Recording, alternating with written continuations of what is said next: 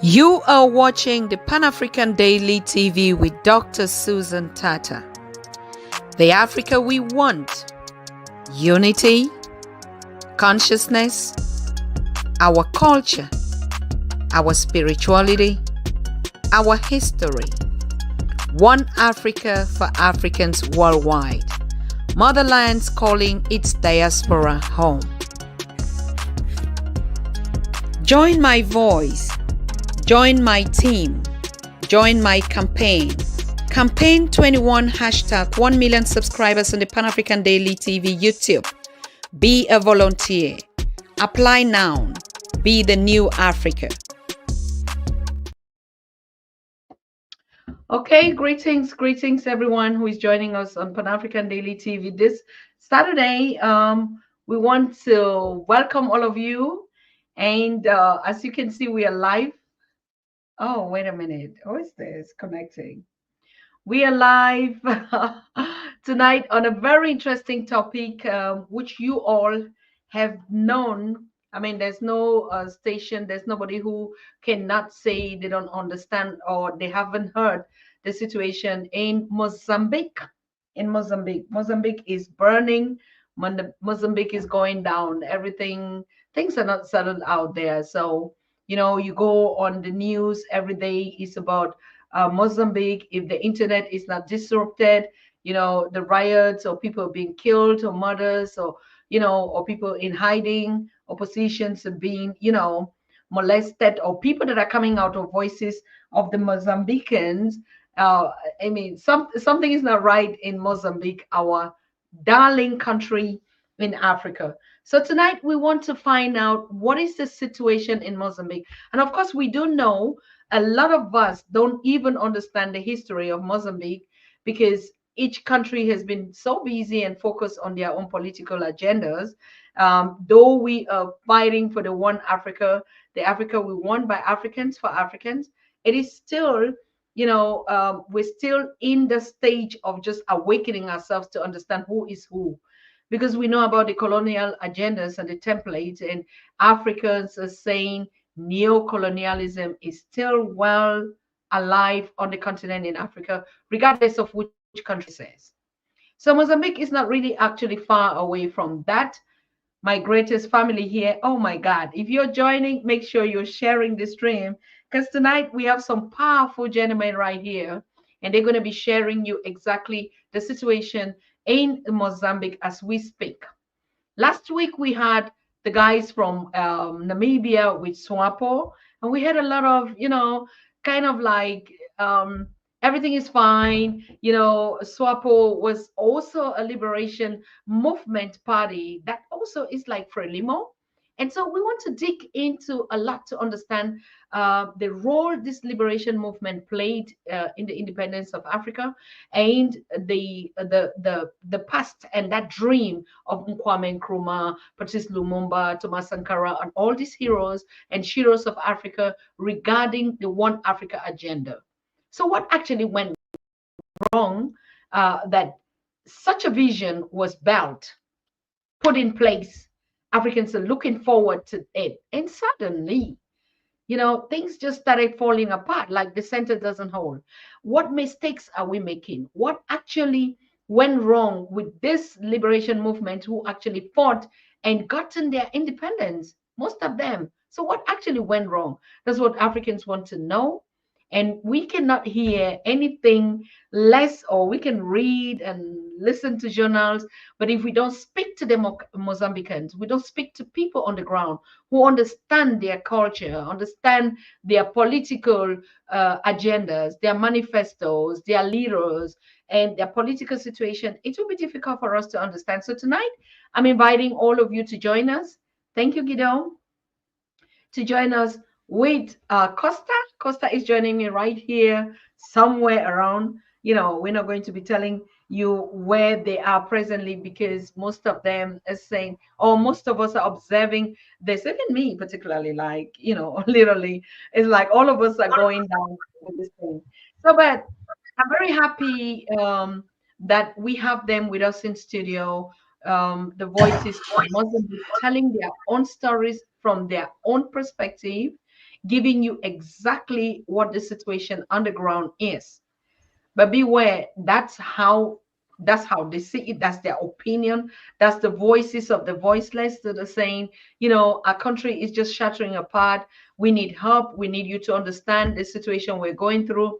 And as one Africans worldwide, it is our duty to stand for one another in the Pan-African spirit, just like it was in the beginning. So let me get back to the studio and just, welcome our guest while you are joining. And if you're joining, share the show and let us know where you're watching us from. If you have questions, anyhow, please make sure you drop it in the comments. I think our guest, they will see it and they actually will respond to your questions. But please, we just want to know a little bit about the situation first before we get into questions and answers. So greetings to you, my brother Costa. How are you doing? Thank you very much. So I'm doing fine. Wonderful. Yeah. It's so nice to see you. I see you're coming up. Normally, I knew I had to have you, and then suddenly I hear, no. We are many. I'm coming with with another powerful force out here in the diaspora or somewhere around the continent. So, do you want to introduce him or let him introduce himself because his name is not Papasnalingua? Am I correct, brother? Papas na língua. Say, yeah. So, 100 is in Portuguese 100, but in Portuguese also 100 means without, right? So then 100 papas na língua, it is an acronym and a mixture he found out to say he is saying a glass clear without beating the bushes around. So that is so he mixed it and it called it that because he has a YouTube channel. Yes. Wonderful. We're going to get to that. He's going to tell us his channel, what he's been doing on his channel, so that our audience and interested can actually follow him, because that's just what we do now. I mean, we're happy that people can connect from their, comfort zones and listen to really,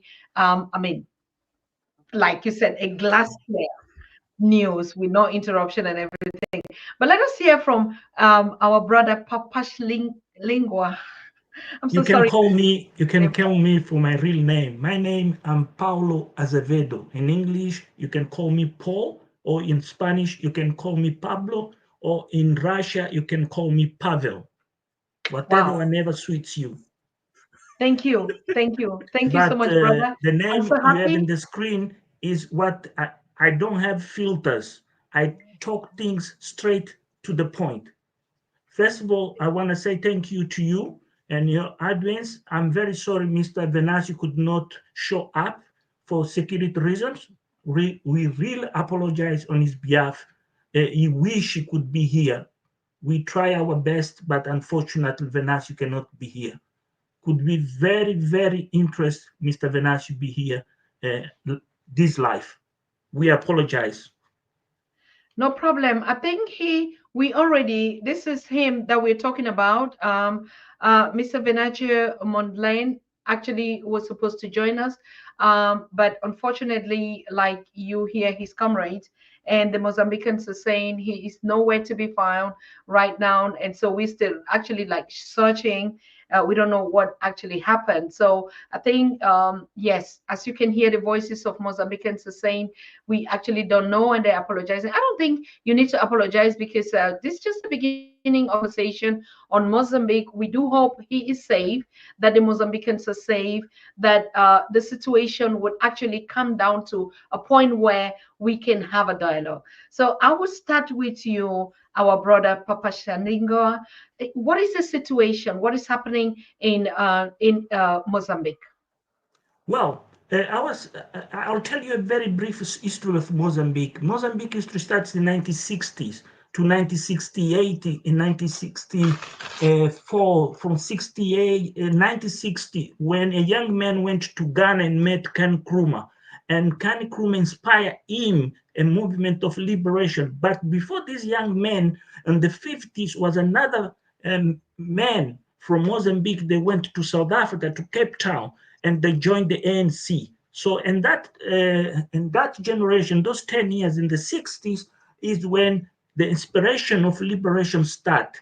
In 1975, Mozambique gets its independence. We not free. The independence came to a risk. Portugal make an agreement with one movement called Frelimo, only one, and gave the independence to them. That was the mistake. We didn't have a free election, democratic election, to choose which party we want. So Portugal, the communists in Portugal gave to this party the power to govern our country in 25th of July 1975. On the 26th of July 1975, until the day I'm here talking to you, we've been slavery and brutality by this government, Marxist-Leninist. We people of Mozambique, since the 26th July 1975, we never had peace. Every day we have guns, we are shooting each other, we are killing each other because of Frelimo. Brother Costa. Yes. So he broke. So as he said, he broke briefly where we are coming from historically. This liberation party. So I would add that the people at the beginning there were other parties, but they were totally ignored by them, and also they killed the leaders. So long they were approaching to liberate the country. So, and from that point on, the people in Mozambique, we were happy without understanding about the politics, without understanding what is going on behind the scenes, right? So for us, it was like, okay, Portuguese are going home. We are free. We can manage ourselves. We have a self-determination. That was the spirit of the people. Now, a few people, educated people, we were not that much, right? So therefore, the concept was like that, and there was also animosity between the at that time the intellectuals. They have also free thinking means to say things, but there were no chance for them to talk with the coming government. It was, or the coming party. It was like we won, we liberate, and there is nothing to say without us, and you cannot come over without us. So we have We the won permission. Mozambique. We give, yes, and that is the spirit we grow up, because the way to give to governor, it was like giving orders, like as if we were yet in the military in liberation time. They came with that spirit. If you have to do this, that is what we got. And the people, kids grow with that way of understanding things, way of doing things. We were not educated. We didn't understand what government means. So that is all the Mozambique that is right now. It is. I mean, it is. It was boiling. Imagine we got independence on 1975. From that point on until now, it is almost a century, half a century, 50 years next year. So people know only since then the same party, the same people. I mean, they were changing, but the system didn't change. It was a following and replacing this, but the system and means to see things was the same. There was no change. So means the people who are today make a 40 years old, they were born and they grew up only knowing one party, only knowing what government means, how you can have a basic means of living. All you knew only one party, and the last 30 years, it was really unmistakable oppression. You couldn't say something freely. Then you went to be jailed, and so on. That here by here things went worse. Up to today, where nobody else could breathe, and there were now at last 10, 20 years, they were total arrogant. There was no pride that okay, we have a country, we have a people. None of them. Yes. Basically, what Costa says is using diplomatic words. Me, I don't have time to waste for people. I'm going straight away. Frelimo, when took power, start killing Mozambican people. On the second day of independence, Frelimo started to deport everybody, doctors, teachers, anybody with a skill was deported to Portugal. And people, as Costa say, we didn't realize. I was a kid. I was around 7 years old. I didn't realize what's happening. My mother said to me, "Oh, don't go to Portugal with your brothers and sisters. Stay. This country will get better." But day by day, we start seeing less food, less anything you say. Police was in your doorstep. Was no law. There was no way you could go to the police and defend yourself. Only you can hear somebody been shot, somebody been killed. And that is 49 years. There is not a single day in Mozambique since 25th of July 1975 Frelimo didn't kill somebody. There is nobody since that day in Mozambique where you could say something and be heard. Anything you say, Frelimo didn't like it, you done, you bury it. So we got to a point, there is no turning back here. We, on the 7th of this month, Frelimo is leaving. We're gonna die, but we're gonna die for our country. We're not gonna die for those who fought and say Mozambique is their property, because now in Mozambique there is gas and Total Energy want our gas for nothing and want us pay the bills for the Europeans live better than us. No, it's over. Now we are moving. And now on the 7th, Frelimo, bye-bye. It's nothing to do with us.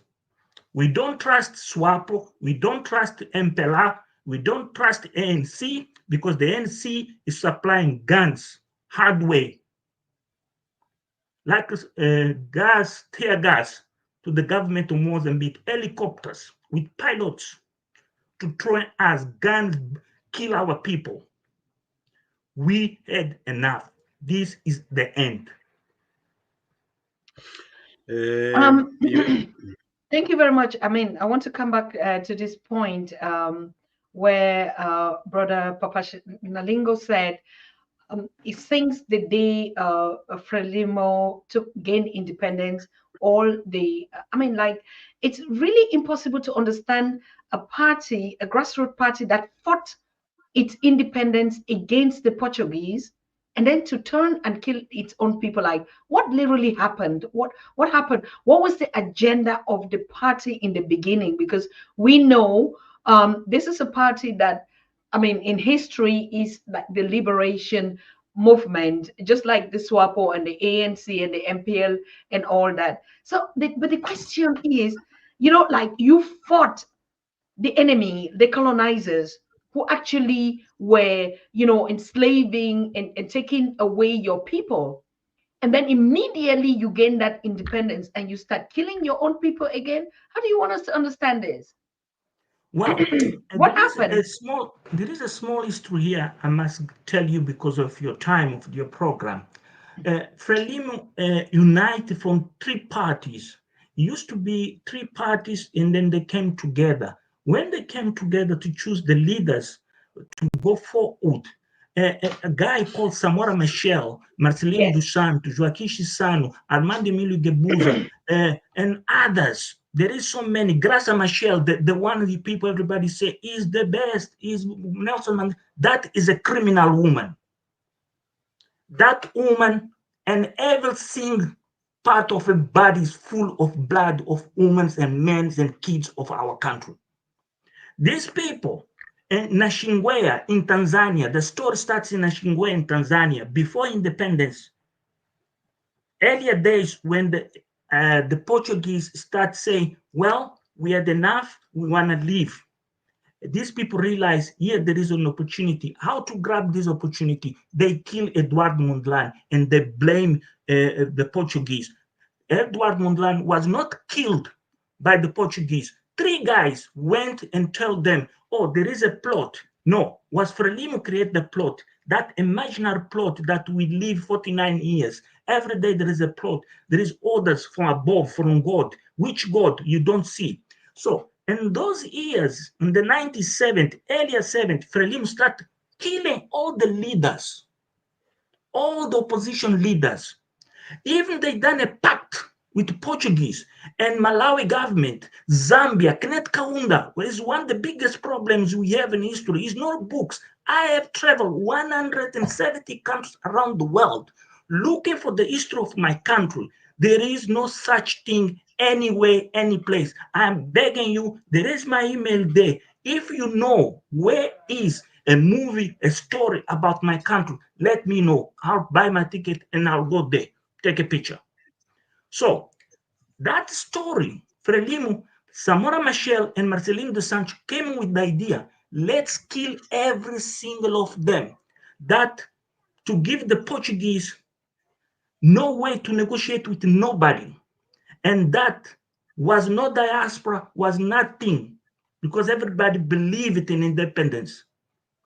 So we've been manipulated with the Soviet Union propaganda, with the Chinese propaganda, and other communist countries' propaganda. We believe the Americans left us hanging. The world left us hanging. Nobody came to rescue us. So that was the leverage by killing all leaders of opposition, especially on orders of Kenneth Kaunda.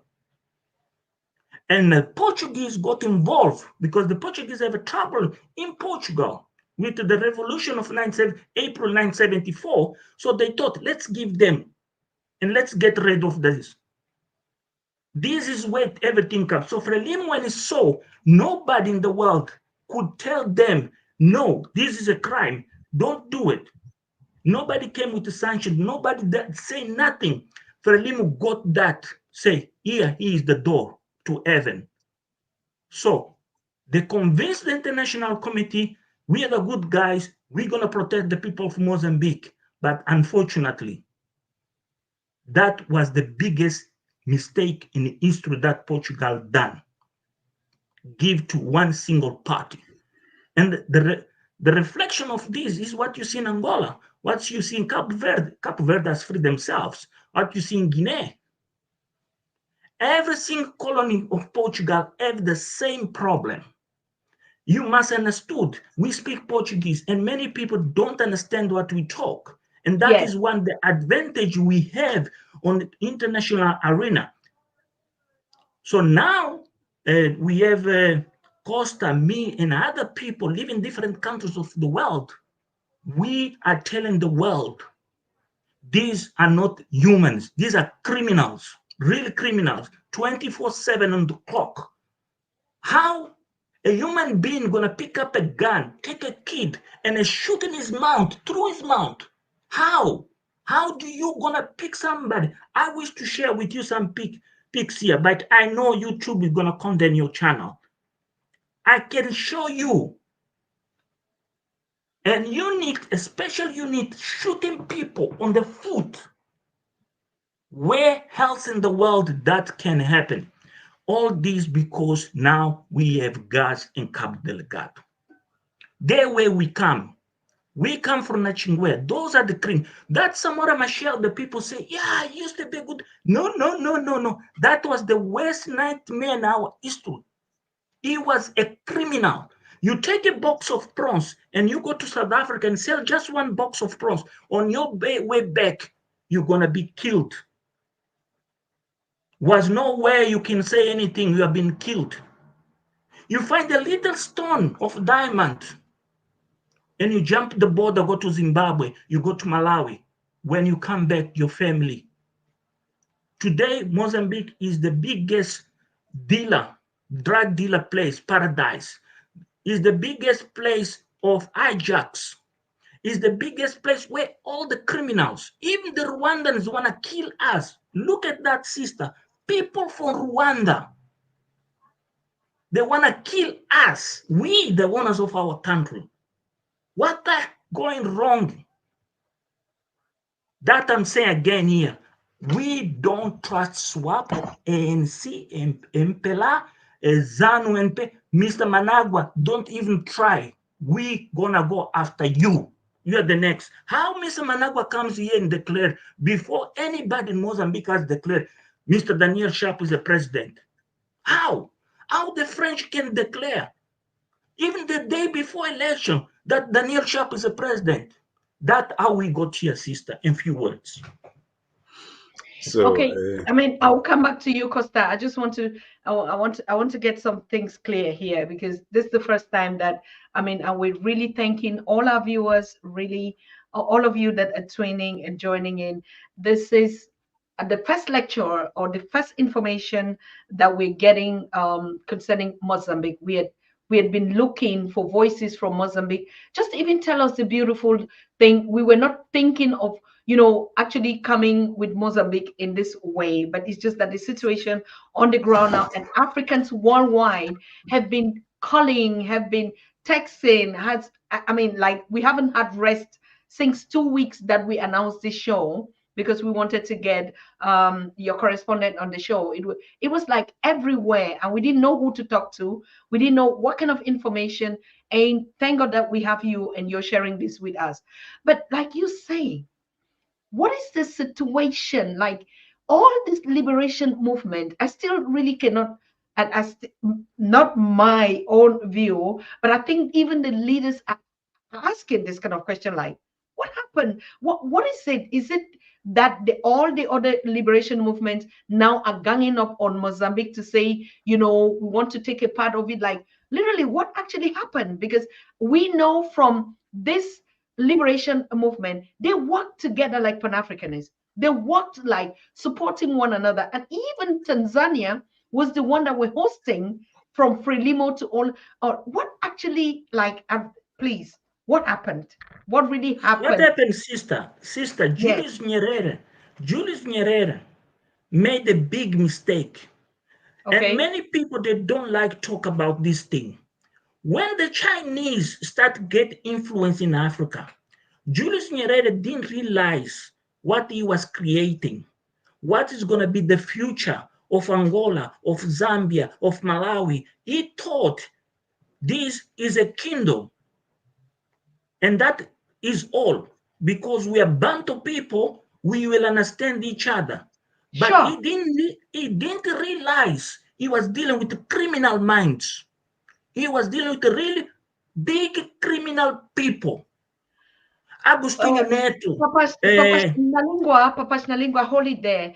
We understand, because you're getting into the point where I think when you say things like that, I mean, we have perceptions, we have our perspective, and it's really bringing up a lot of questions that Africans have been asking. Like, we know that the founders of Frelimo that were based in Tanzania were actually on exile. So why were they on exile? Well, let me go back to history.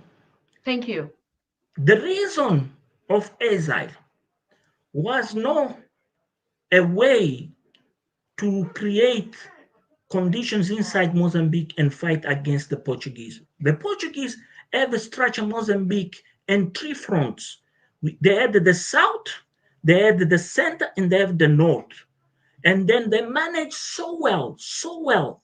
Even the life standards of people was not the best life standards, but people could breathe. People could have their own way of living. Mm-hmm. Mozambique was the only country in Africa where the colonizers, for the first time in history of Africa, where colonizers realized we have to live with these people for the next millennium. Mm-hmm. So they start mingle. So Our country is a different, complete, any country in Africa. Mozambique is an exception country. When you get in Mozambique, you're going to see a white man with a black. You're going to see an Indian with a black with an Indian. You're going to see a paradox of mixed people, race, that you're going to start asking, are these people Catholic? Are these people Muslims? What is going on here? We are unique. But was a problem, indeed, was a problem. What was happening around the world? Liberation, liberation, liberation. What liberation? The concept, the word of liberation, the Portuguese start getting scary. So the Portuguese start tight the screws.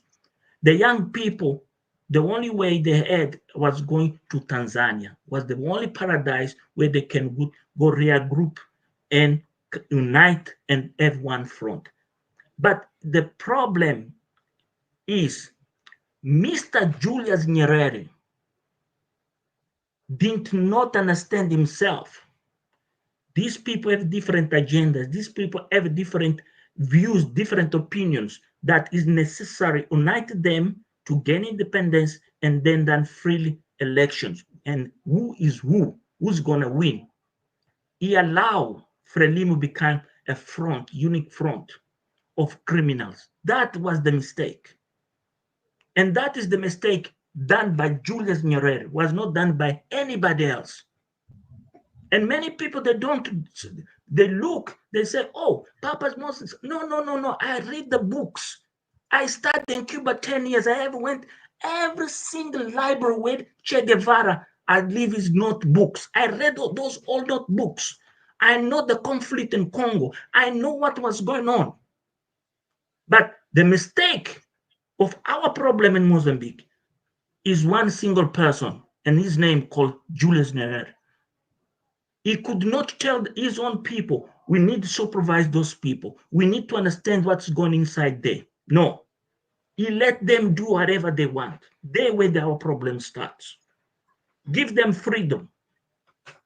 Too much freedom. And too much freedom is 49 years of slavery. Brutalities every day. Even we are the only country in the world. We have a gun machine in our flag. Gun machine. What that symbolize? That gun machine symbolize violence 24/7. Me in 1975, I'll give you an example. Frelimo arrived. They went to our house. They took all the silver plates, everything, pots, because the leader of Frelimo was arriving. We've been left empty hands. We're going to bring back, never, nothing came back.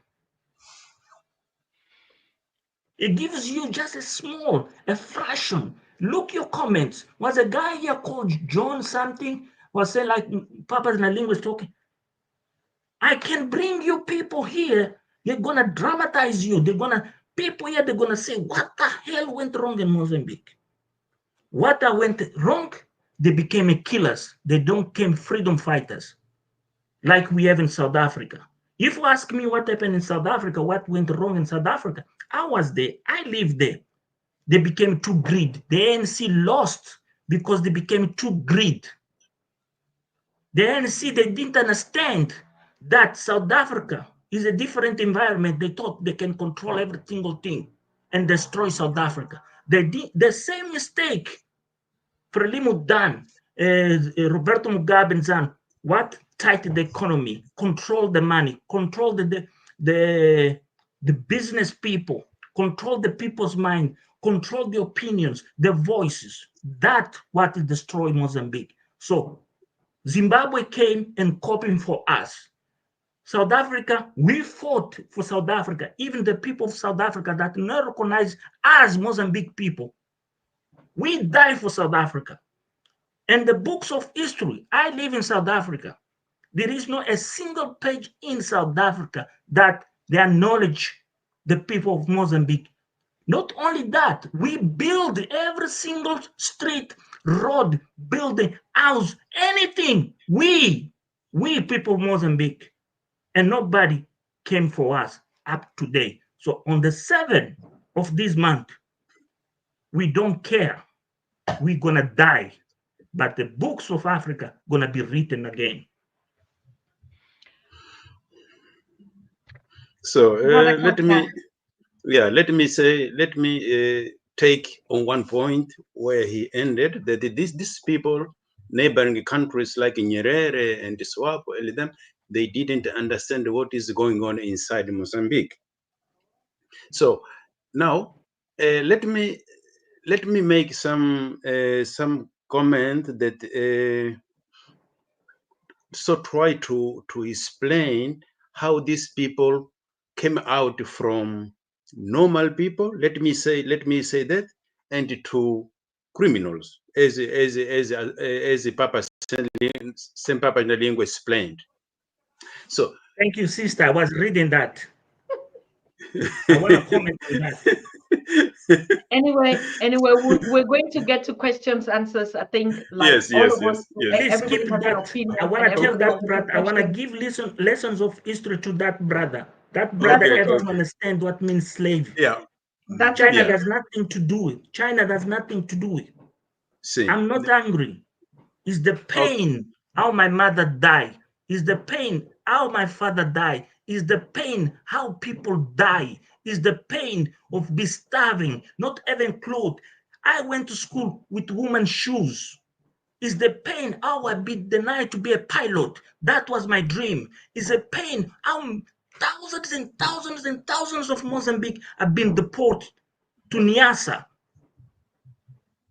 It's the pain of a nation. What I'm talking when it comes out here, this flesh is Mozambique. I don't care about money. I don't care about nothing. I don't want to be anything. All I want on the 7th of November, freedom. The same freedom that enjoy the people of South Africa. When I cross the border, I go to South Africa. The way the South Africa people treat me, they have to treat different from the 7, equal. Not treat us Mozambicans as feces. Where we go around the world, in Thailand, where we have been treated as a feces. I'm telling that brother, go to the Mozambique embassy tomorrow, ask for visa. You're going to see how they're going to treat you. That brother does not understand what means independence. We don't have independence. We are slaves. It's difference of the independence of Angola. It's the difference in independence of Tanzania, Zambia, Malawi. We are not independent. We've been slaved. You know what means slave? Sorry, it's okay, Costa. brother. It's okay. Costa, Okay. you were saying something. Yeah, you imagine. So as I said, we didn't have a lot of academics, intellectuals who could manage the government after the day of independence, because the most intellectuals who were in Mozambique, who were left in Mozambique, some of them have created some kind of opposition parties, right? Now, those opposition parties, when Frelimo came, were treated as agents agents of foreign agents.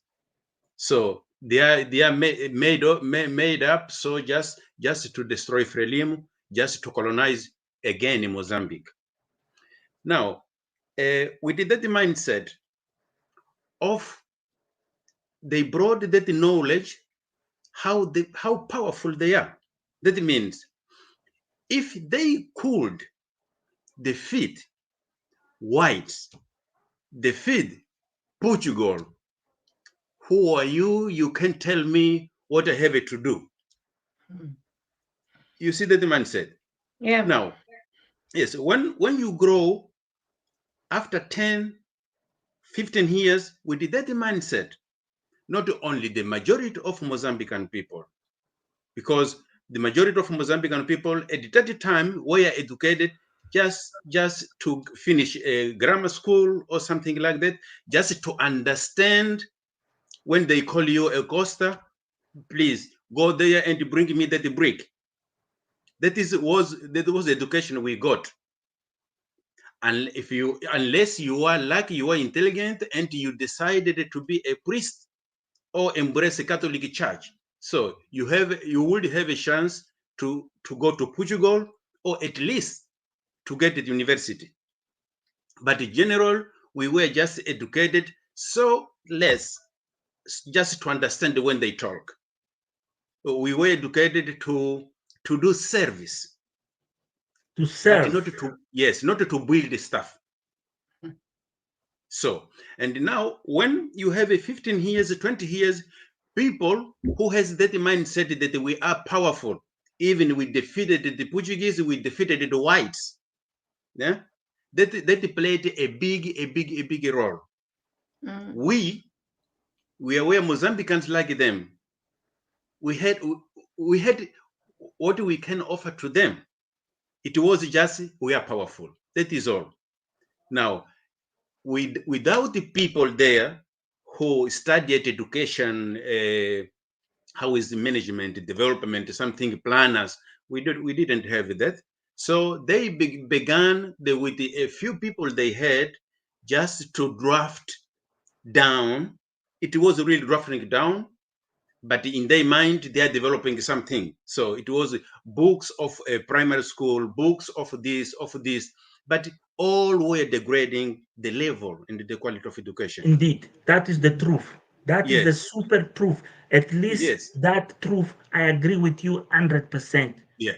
And that was the strategy of Frelimo, degrade our society, pull and ourselves down. Yeah, and that system went so slowly down until to the point that where will the people, let's say that, and it doesn't matter if they can write well, if you can do math, arithmetic.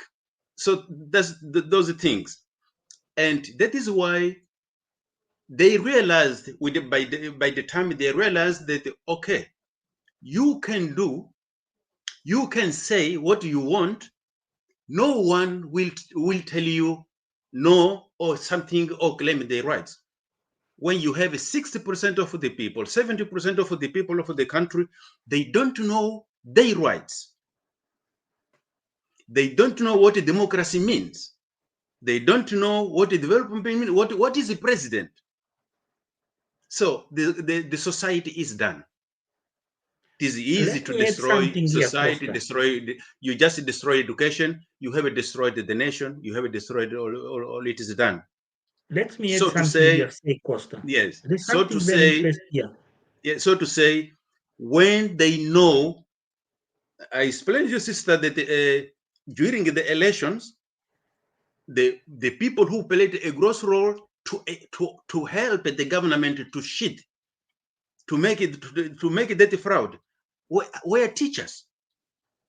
When the teachers of the country believe that indeed Frelimo as a party broad roads, build hospitals, and institutions belong to them, schools belong to them, so you are done, because the teacher is the only one should know that hospitals, educational institutions, roads are not belonging to any party.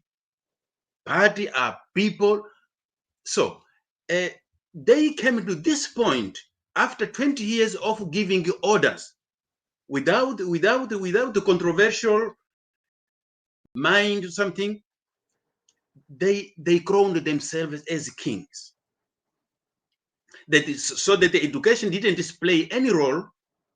They began to invite friends to the government, friends to the institutions. Eat the pie. Let's eat the pie. It's easy to eat. Let's go. And so go on. We as Mozambicans, we have it also our part. We played our part that we could see it for long, and we couldn't say here stop. So a lot of them, it was like, I'm not counting on the people who were born 10 years later or the 15 years later after the independence, because those people you cannot blame. They were already done. They grew up in the system, and what they have seen, education or something, it is what they know. There were no means to compare or to make a relation. What is a good government? What is a good life? They don't know that. Only the people like in South, on the border with the South Africa, are the people at least could go to South Africa, where seeing miners or with some kind of other life. But in general, people didn't know that what is development, what is good governance, they didn't know until the government realized that these guys, we can do what we want, no one will say this. So they began to build structures until in the village, so that everyone has a power over all people who are under him. That means if I am teacher, all the students have no meaning, have no rights to say No or say. disagree in something. And if you are chief of a village, all villagers don't know nothing. You are the one only who knows. So that is a way has begun now.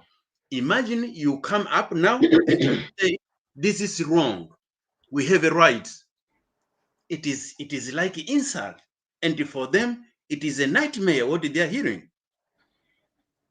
So that is why they began to treat the people like a trash, not respecting any law. It don't care. A lot of them. You could be a mechanical engineer. You could be electrical engineer. You find a mechanical engineer hired by the government to control perhaps herbs or something like that. All it was salad.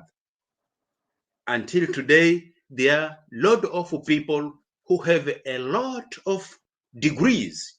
If you count how many people in parliament we do have, almost 97% of them are doctors, are named doctors. If that is true, we could say we have also the very academic or very intellectual parliament in the world. If that is true, then it should be true also where our development is. So that is all then ended all up in corruption. All means to work, means to get something. So you have to find someone to who can sway someone of the government, so for you to get stuff done, even if it is your right or not. So then we came to the point when someone like with the courage, because all people are really were living afraid. You cannot talk, you cannot speak up your mind, you cannot disagree on nothing. So now when someone like many the people here, many people here, now, they don't who says understand what's that going on. is wrong, is a hell then, on the face of earth. Yeah. This guy here, Mutemba family, say this man see everything wrong about all the liberation leaders in SADC region. Excuse me? Go read the books of history. Go understand. The problem of my country is we speak Portuguese. You don't know. When you go to Mozambique, ask the Nigerians been in Mozambique. Ask even somebody here has put the whites of South Africa when they go to Mozambique, how they've been treated. Costa has highlighted something very interesting that I have to repeat. The strategy of Frelimo when they came in power, you know what they done with education? They eliminated, they make sure all the teachers, the professional teachers was deported to Portugal. They start teaching people how to educate us. Do you know we are the only country to speak Portuguese? We cannot write our own language. 99.9% of Mozambique people, when they write, there is mistake, included me, that I have a privilege being educated by government in Cuba. I don't know how to write my own language, but I can write Spanish better in my own language. What the hell in the earth? Somebody can come here and say, I see wrong all the liberation. They had the plan. They copied, and then they implemented. What they done? They dismantle all the institutions. And then they start to downgrade our lives. Downgrade. The directors of school, they allow their own kids going to the school. They know that book, his own son, his own daughter is learning, is wrong, is not right. The spelling is wrong. Might tell his daughter to go to learn. What the hell of a father is? Indeed, these people on the 70s, on the 60s, they done things whatever they done as the circumstances in the moment. And we are glad of them. Thank you. I say thank you to Julius Nyerere. I say to San Joma, Oliver Tambo. I have met them. Robert Mugabe used to live in my street. His wife, Sally, was a teacher of English of my own brother at Che Guevara Street in the city of Kaliman. She died. Tongora, I met Tongora. I didn't understand why I was meeting these people. I was young and full. But these people, they make a huge mistake and cost us. And it cost us. Many brothers and sisters, they have this illusion. Everything gonna drop from the skies. You forgot about what the Kenyan people was marching another day. You forgot about what is happening in Haiti. Those are Africans. Do you forgot about what is happening in Angola? You forgot about what is happening to the ANC in South Africa. Ladies and gentlemen, it's not about race. It's about humankind. What is going in Mozambique is too much. There is no words here. There is no words here to describe. I've been in all archives of the Portuguese people in Lisbon. It's lies. When you start digging, when you go to the States, the United States Department is when you start saying, what the freak is this? When you go to the Ghana library and the people who live in 60s, that live in Ghana, you start to talk about Marcelino dos Santos, what Marcelino Santos is doing in Ghana, how this over time, how they manage. When you start talk about Mr. Kenneth Kaunda, how Kenneth Kaunda eliminate Coremos, you're gonna be open your mouth. Many of Mozambique people, even Costa can tell me, we don't know the story of our own country. We don't know the movements. We don't know the leaders. The flag of Mozambique used to belong to another party. They call PRM. And then they had the gun. People, they don't know. How I know? I investigate, I research. And this is the people, the same brothers and sisters that we are telling them, we are the only country with slavery in Africa. Slavery, brothers. You can cultivate 1 million tons of maize, and the government will go to the IMF, ask for money to buy that maize to export. The government comes, take that money, put in their pockets, and the maize, 100 tons go. Mozambique is dying, hunger. There is no food. But we produced. I have produced potatoes in Mwamba, 16 tons, rotted, but was money to put that potatoes in the market. Because of my race and my ideology, the potatoes rot or was forced to leave the country. And brothers and sisters come here and say, we hate the leaders of liberation. We don't hate. They made a lot of mistakes. Once I met a guy from the ANC. I want to tell you this story for the first time. He's a good friend of mine. He's an engineer. We work together at ESCOM. And this guy was educated in Ireland. We sat, and then we start talking. Now he's an ACBC commentator, political commentator. We sat together, and then we say, how our leaders cannot understand competition is a way forward where humans compete each other. Even the Chinese have realized, being communists, they realize competing is the best you can take from human being. And they're doing well. And we cannot compete. The leaders, their sons, have to leave de la crime. I'm not asking for a Ferrari. I'm not asking for a mansion. I'm just opportunity of show off my skills. I graduated in 2006 as a civil engineer. Today, I work in the United Kingdom in the nuclear industry. I could not do it ever and never in my own country. My dream, following day, I got my diploma, I flew to my country. I was denied. Job was denied anything. I call a friend in Johannesburg. Hello, how you doing? Say, hey, you still alive? Where are you? You start tomorrow with ESCOM. How I could start tomorrow in ESCOM? ESCOM is a corporation. It's a South African corporation institution. A call. I'm starting work in a foreign country. In my own country, I could not get a job. So how these brothers and sisters say we have hunger? We don't have hunger. We want you, brother. We want you, sister, watching this program. Take our message to the world and come help us. We need help. We need bread. We have women been jailed, a woman, a mother, because she was just marching on the street. She was expressing herself, just been jailed. Can you imagine a mother being jailed? How many kids have been left? And what they done? They put tear gas until she could not do nothing. What that crime, that mother done crime. And these brothers come and me tell, oh, our ancestors, our leaders from the past, they made a lot of mistakes, brothers.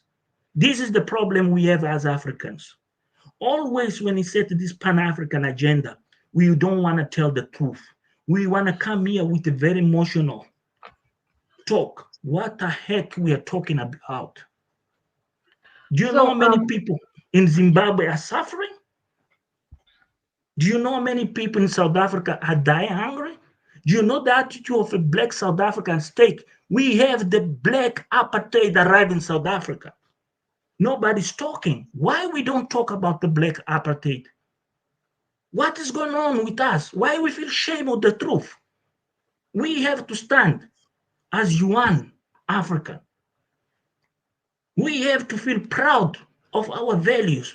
Me, I don't like rice. Me, I eat pap every single day. You know what pap is? Amazing. Is ugali. Me, I'm a black man. I eat it Me, every I day. will die for Africa. Nobody will come tell me a story. Me, I stand as an African man and proud to be African. If anybody feel ashamed to be African, sorry, I feel very sorry. Shame on you. Okay. Thank you. I mean, I just want us to breathe and understand, brother, what would have been done right? What? Once again? What if we make mistakes? What should we learn from the leaders of the past and all this movement, and what is it that, let's just say, we lessons learned, but what would have been done in that circumstance? And at that time, you're fighting colonizers, you want to get freedom, you run to your neighboring, to your brothers and sisters. Yes, they didn't understand your situation, but at least they said, let us build a united force and we fight first the enemy, and then we can come now and fix ourselves. What do you think was wrong with the mistake at that time? What was the mistake? Costa. Let me try. I want to start with Costa. Yes, I'll come back to you, Papa. Well, I'm going to allow my brother, my younger brother, talk because I'm the older one here. So, as back home, okay. Let's tell a story. The young man starts with the story, and the old man will finish. He is more on the books.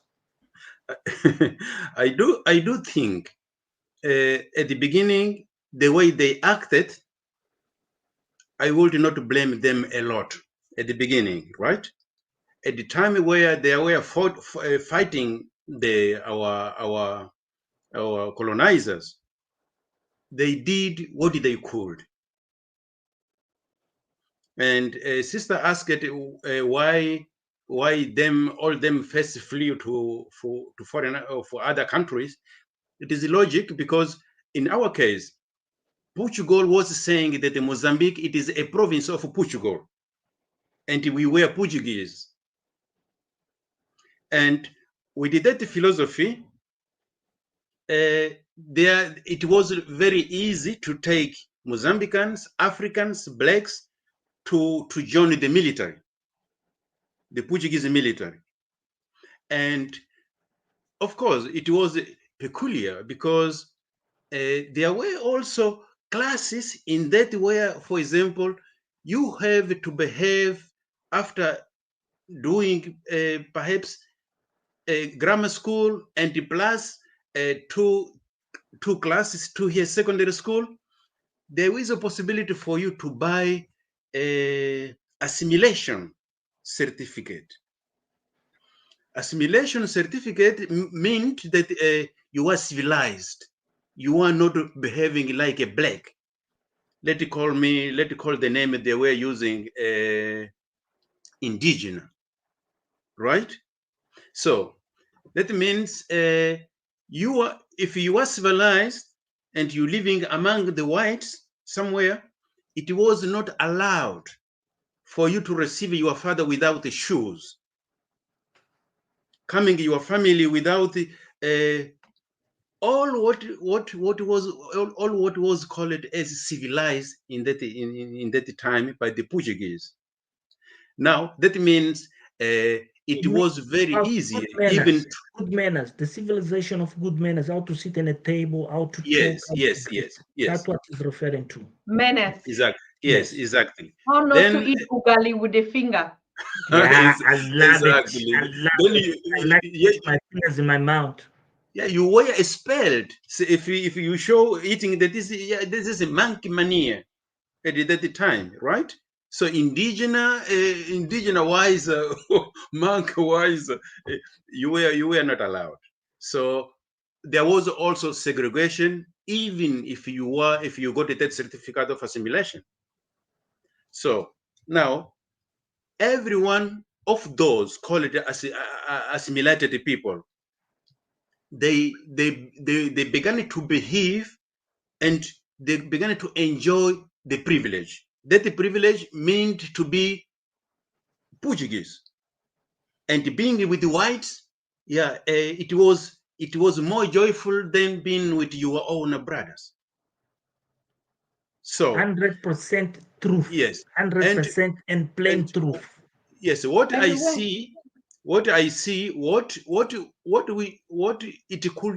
it could have been done right.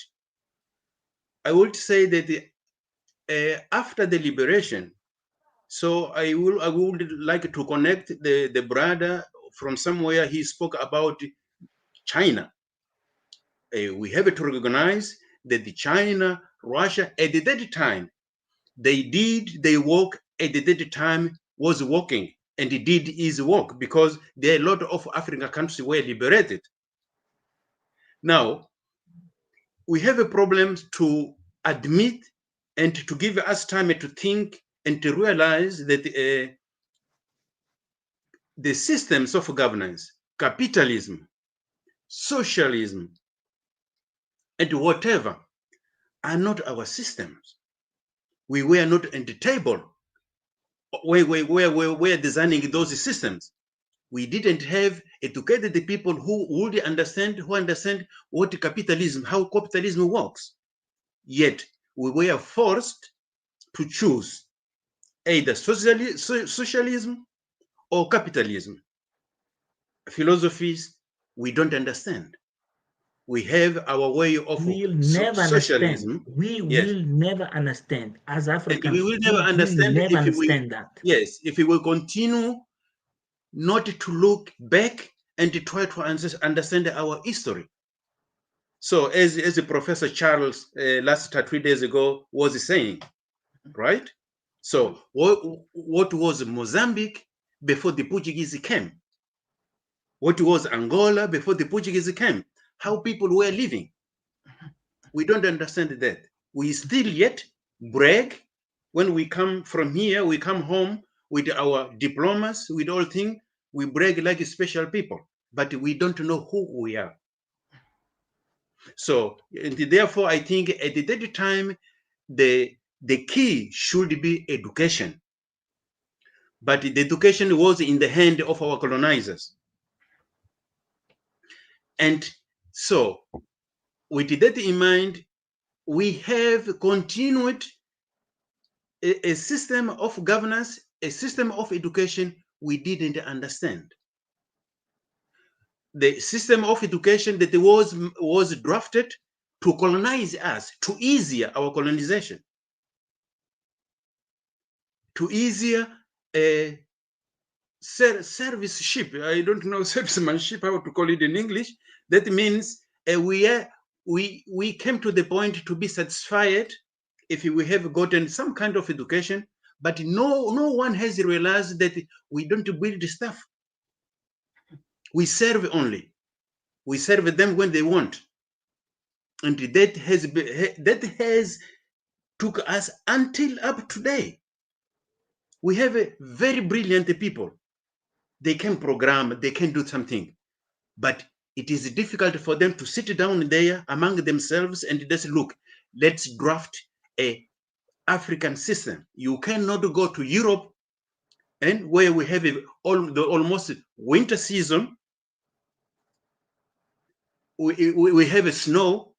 You are going there to study the geography here in Africa.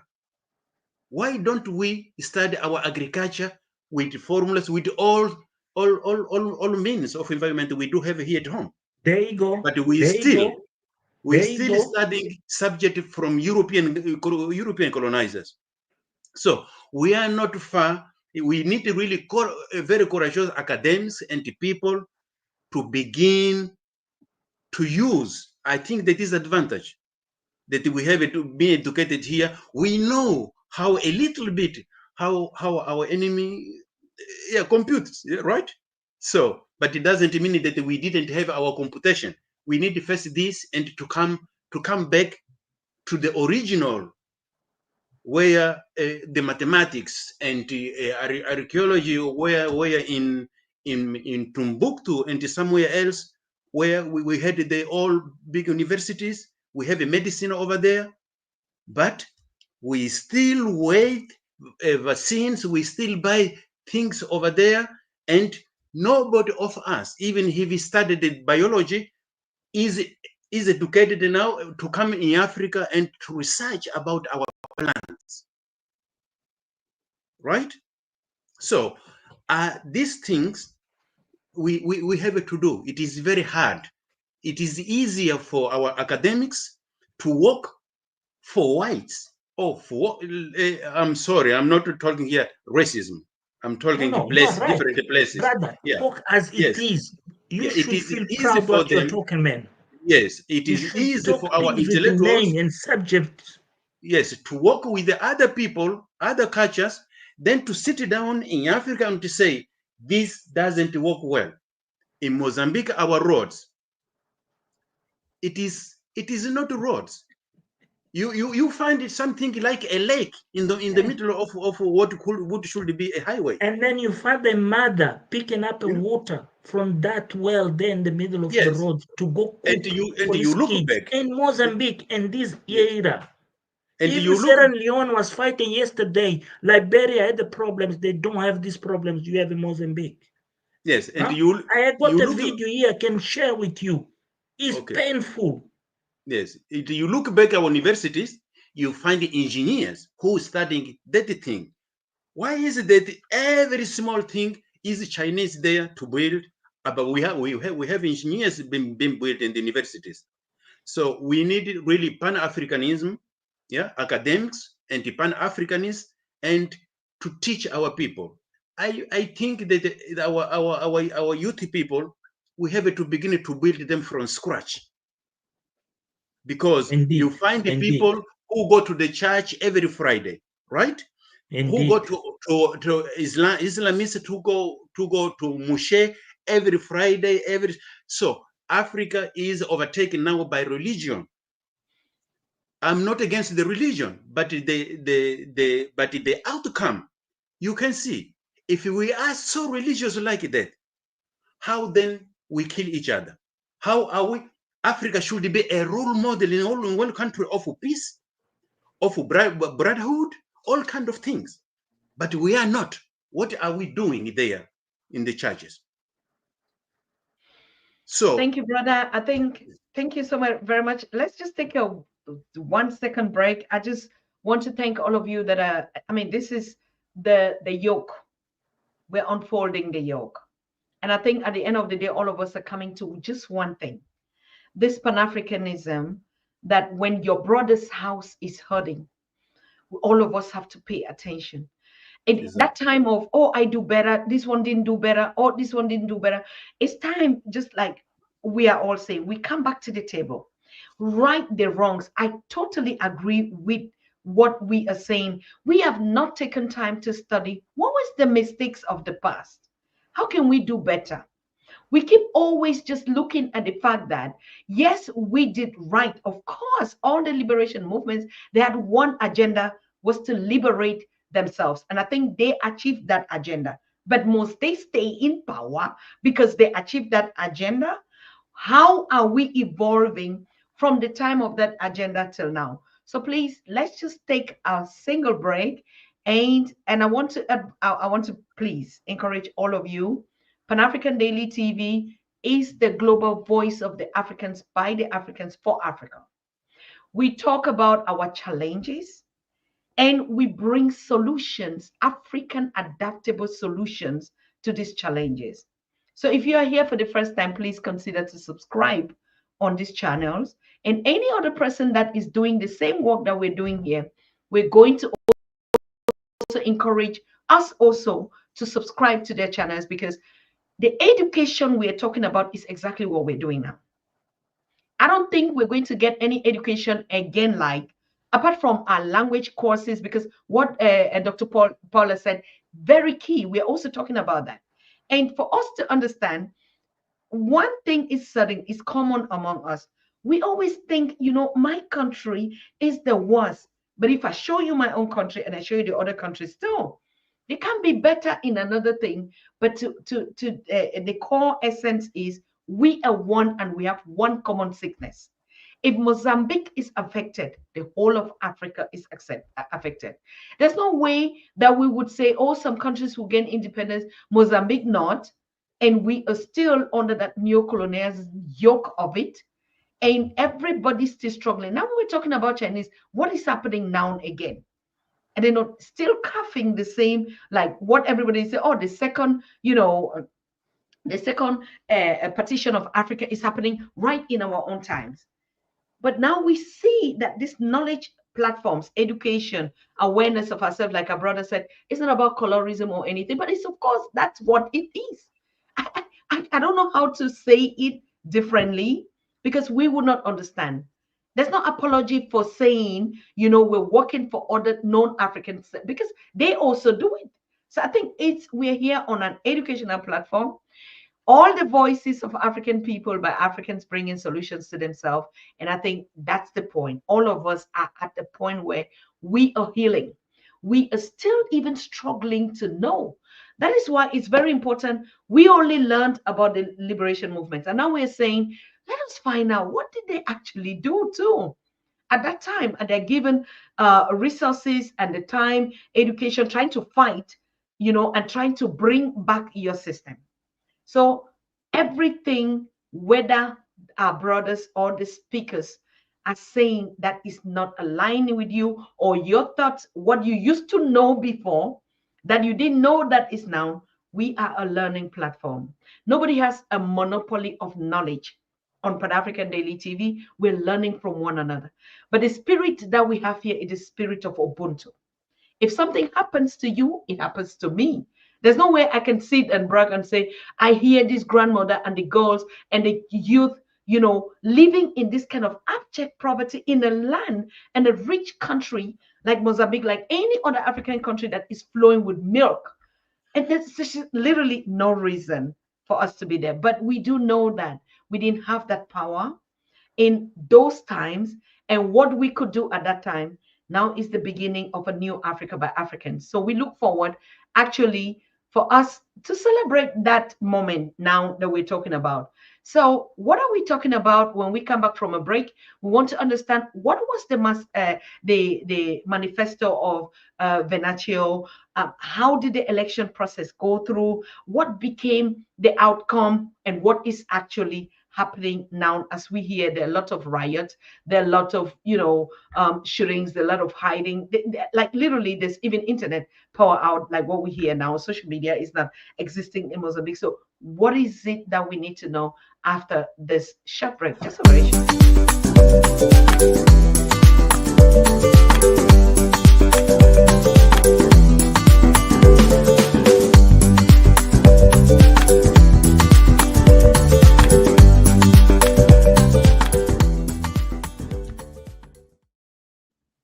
Wonderful. So we're back in studio. And now we want to talk about what is happening today. We've heard about, and everything comes back to the same. Sometimes when we come here for the first time, we are boiling because, like Dr. Paula is saying, Costa is saying, it's about you don't understand. And that's the barrier that we still have. This partition of Berlin 1884 conference that put all of us at loggerheads that we don't even know each other's problems because of the barriers. So, but what happened? What are you calling, the Mozambicans or the world to look into your case on the 7th? What is the problem? Okay, and let me say, first of all, many people does not understand Portuguese, and many people will not understand what's going on. I want to come here and say to the people, Mwalimu Julius Nyerere had said that Mozambique is a boat on the high seas. That was a very great said. But something here everybody must understand before we talk about these elections, the shortfalls of our leaders of the past, where we come from, the denial, the self-denial. They thought themselves are the only ones and the most powerful. They could do everything and resolve. They never imagined there is somebody else with a better idea. We can share. Let's compete. But anyway, that is history is buried. Venâncio Mondlane brings something unique. Venâncio Mondlane, when it comes to these elections, come with history, experience, and knows what's going on in the country. These men been in Frelimo, in different parties. He walked across the board, and then he understood the dilemma of our own country. This was the first leader in our history. In 49 years, a young man came forward and said the real problem of our country. The man can say the truth, what many brothers and sisters, they don't like to listen. Sometimes I listen that Professor Patrice Lumumba from Kenya. His thoughts, his agenda is what is all about Venâncio. Put food first on your own people plate. Don't put jewelry on your body and show off to the whites. I can do better than you. Like that son of the president of Guinea Conakry somewhere there. No. Venâncio came with an agenda, and Venâncio walked from the south to the north. He spoke to every single citizen. He tried. You see, he went to places where Frelimo never been. Even Frelimo, they never saw. People of Mozambique never saw the leaders of Frelimo.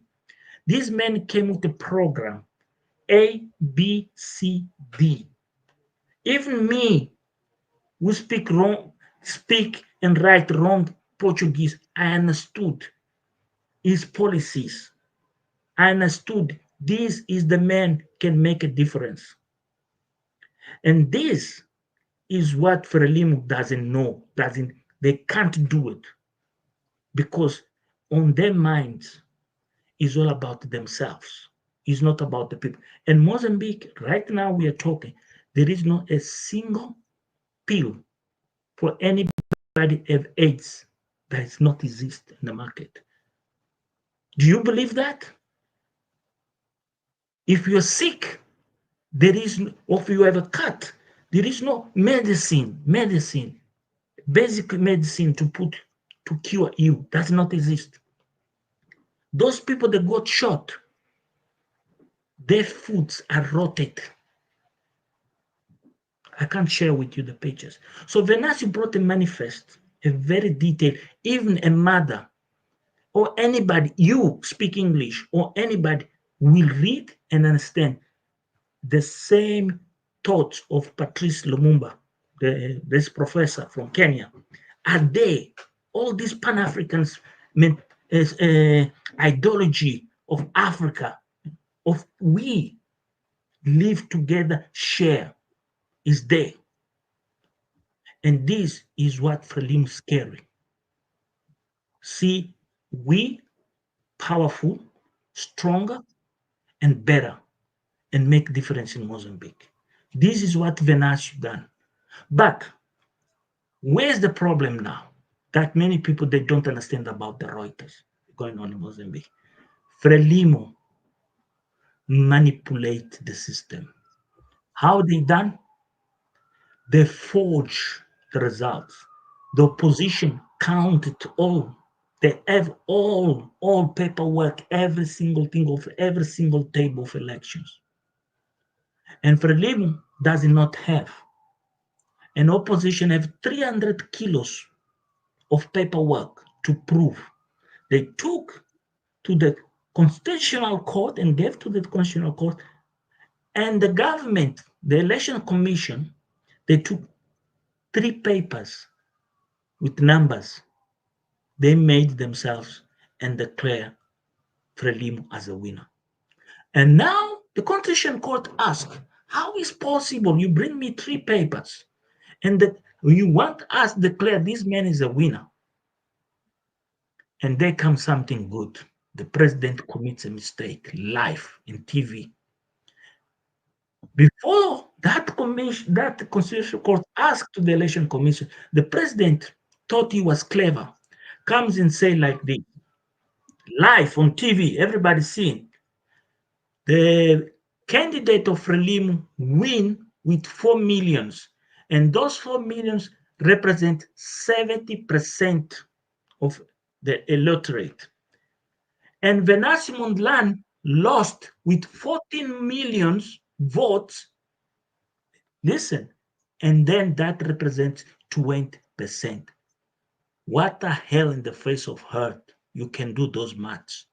When 4 million represents 70%, Mozambique have 34 million people, and 20 million people registered themselves for elections. There is something wrong there, fish. So the president said the truth. The winner is Venâncio Mondlane. There is no way. Sorry, I speak different language. Constitutional Court. Okay. Yeah, the Constitution Court got embarrassed because the Constitution Court is desperate to declare Daniel Chapo a winner, but they can't because the world, the people are screaming. The world is watching in TVs here. We are here. They're now saying them. This is not the 70s where they could kill everybody. No, we are here now. We can talk. They're asking, prove us. So today, in Tet province and Nampula province, Frelimo, members of the monarchy, because this is a monarchy, political monarchy, they took the big shots to each province. They went manipulate, creating these certificates of elections today. And Tet, Iris Ali was there doing this, and Nampula was doing somebody else. They're fabricating today. Where is the certifications? The elections already passed. So our citizens, our brothers and sisters, they assaulted this party Frelimo headquarters, offices around the country, and they find copies, the real copies, And then they start showing videos. Today, YouTube is invaded of the videos that shows Frelimo had the real ones, where it shows they've been defeated big time. Frelimo is in the 3rd position. So there is no way they can convince anybody in the face of what. I wish Venâncio was here. Venâncio is the right person to tell you the maths, to tell you his agenda. If Venâncio had the freedom to be here, because right now Venâncio is a man to be killed. The chief of police, Mr. Bernardino Rafael, has issued orders to kill Venâncio. Anybody find Venâncio, Venâncio will be shot. Even Venâncio been on the 7th of this month, if he shows up, you're not gonna last a second. You'll be dead. His instructions straight from the president, Felipe Jacinto News. Frelimo want to kill him. They don't have proofs to show to the world. I wish Venâncio was here in this life, talk himself, explain himself, could be better than I. Believe me, could blow many of these brothers and sisters. They are talking nonsense here. What's going on in our country? No, of course, like you said, everybody's opinion matters. That's your own opinion. He could come with another opinion. Costa has another opinion. Indeed. What we're talking about is Yes, the big picture of I would just go straight to Costa and you see, this always I think one of these issues. Now he's an independent candidate. He's not having a party. How? Why? So let me jump in. So as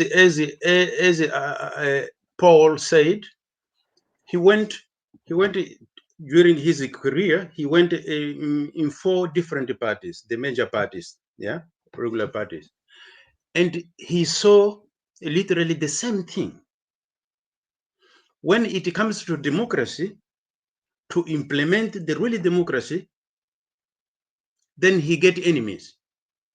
Even in the party where he's been affiliated. So, and then let's talk about the last party where he was.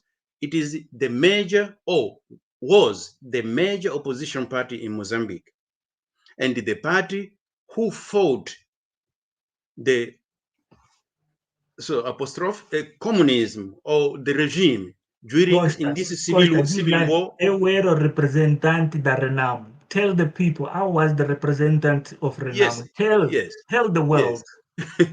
And myself, I was also representing in Germany the opposition major party, right? So now the problem comes that when he was in this party and he saw that a lot of things are not working. Secondly, we were called as a father of democracy, especially the former president of the opposition party, Alfonso de la Cama. He was called as father of the democracy. Indeed, he was defending really democracy. He was a genuine man. Now, after he was replaced because he passed away, assassinated, let's say, but I don't want to emphasize that because I don't have a proof. The matter, he was I can assassinated. put my hand over there. The truth of the matter, he was assassinated. Wait a minute, Brother Costa. When you keep saying he was a true person to implement democracy, what do you mean by that word? I mean the following. Yes, I mean the followings. When let's talk about the transparency. It speaks for it also. Every party, so this major party, in the last 2 years or 3 years, the government, the regime has created a position of the opposition leader. That means the party who has in second place, who got more votes after the first who won, right? Then was crowned as a leader of the opposition party, and that position had a major funding. Yeah, in our relations. But sorry, Costa, you need to explain here. Frelimo never win. Frelimo never have the measure. Frelimo manipulate and create this situation with the guns. Frelimo used to take Jatama and sit him in a table with the guns. If you don't say this, you don't leave this place. Yes, yes. I don't want that we stay here the whole day or the whole night. So that you can resume it then after. So it is on the statutes of the constitution. Some call it in the constitution of the party that every year there must be a report of fiscal year. There must be a report. You imagine in Africa one party that they gets, let's say, 6,000 up to 70,000 euro monthly as opposition leader party. And they get 1, 2, 3 years without writing a report, a fiscal report, what they did with that money. There was no transparency. After he asked about that, he was treated like an enemy, like a criminal. That is one. Second, in the party, after 1 year, after one given period of 5 years, I guess, the president has to be elected again, the president of the party. Everyone, as the statute says, everyone can candidate who meet the preconditions. Venâncio met those preconditions. He candidated for the position of the president. That is a proof of democracy that the people can change. Who wants competition, who wanted to elect, has more good ideas, is free to candidate. He did it. Now, what the president did with those people who was there around him, they decided to change that law of the statutes, so to put more to add more things, that you have to be 14 years or 15 years first in the party. You should have been fought, you should have did. But if you add what they were requesting, the statute, if the statute was saying up to 35 years, you should be in the party. I don't want to put in my hand, but I give you only one example. Now, when you add the new preconditions, Costa, tell them Frelimo was manipulating Renamo. Tell them let me finish. Frelimo give instruction to the president of the party to block that event. Okay, that doesn't matter. If you add the preconditions to candidate for the presidency in that party, you were over 35 years.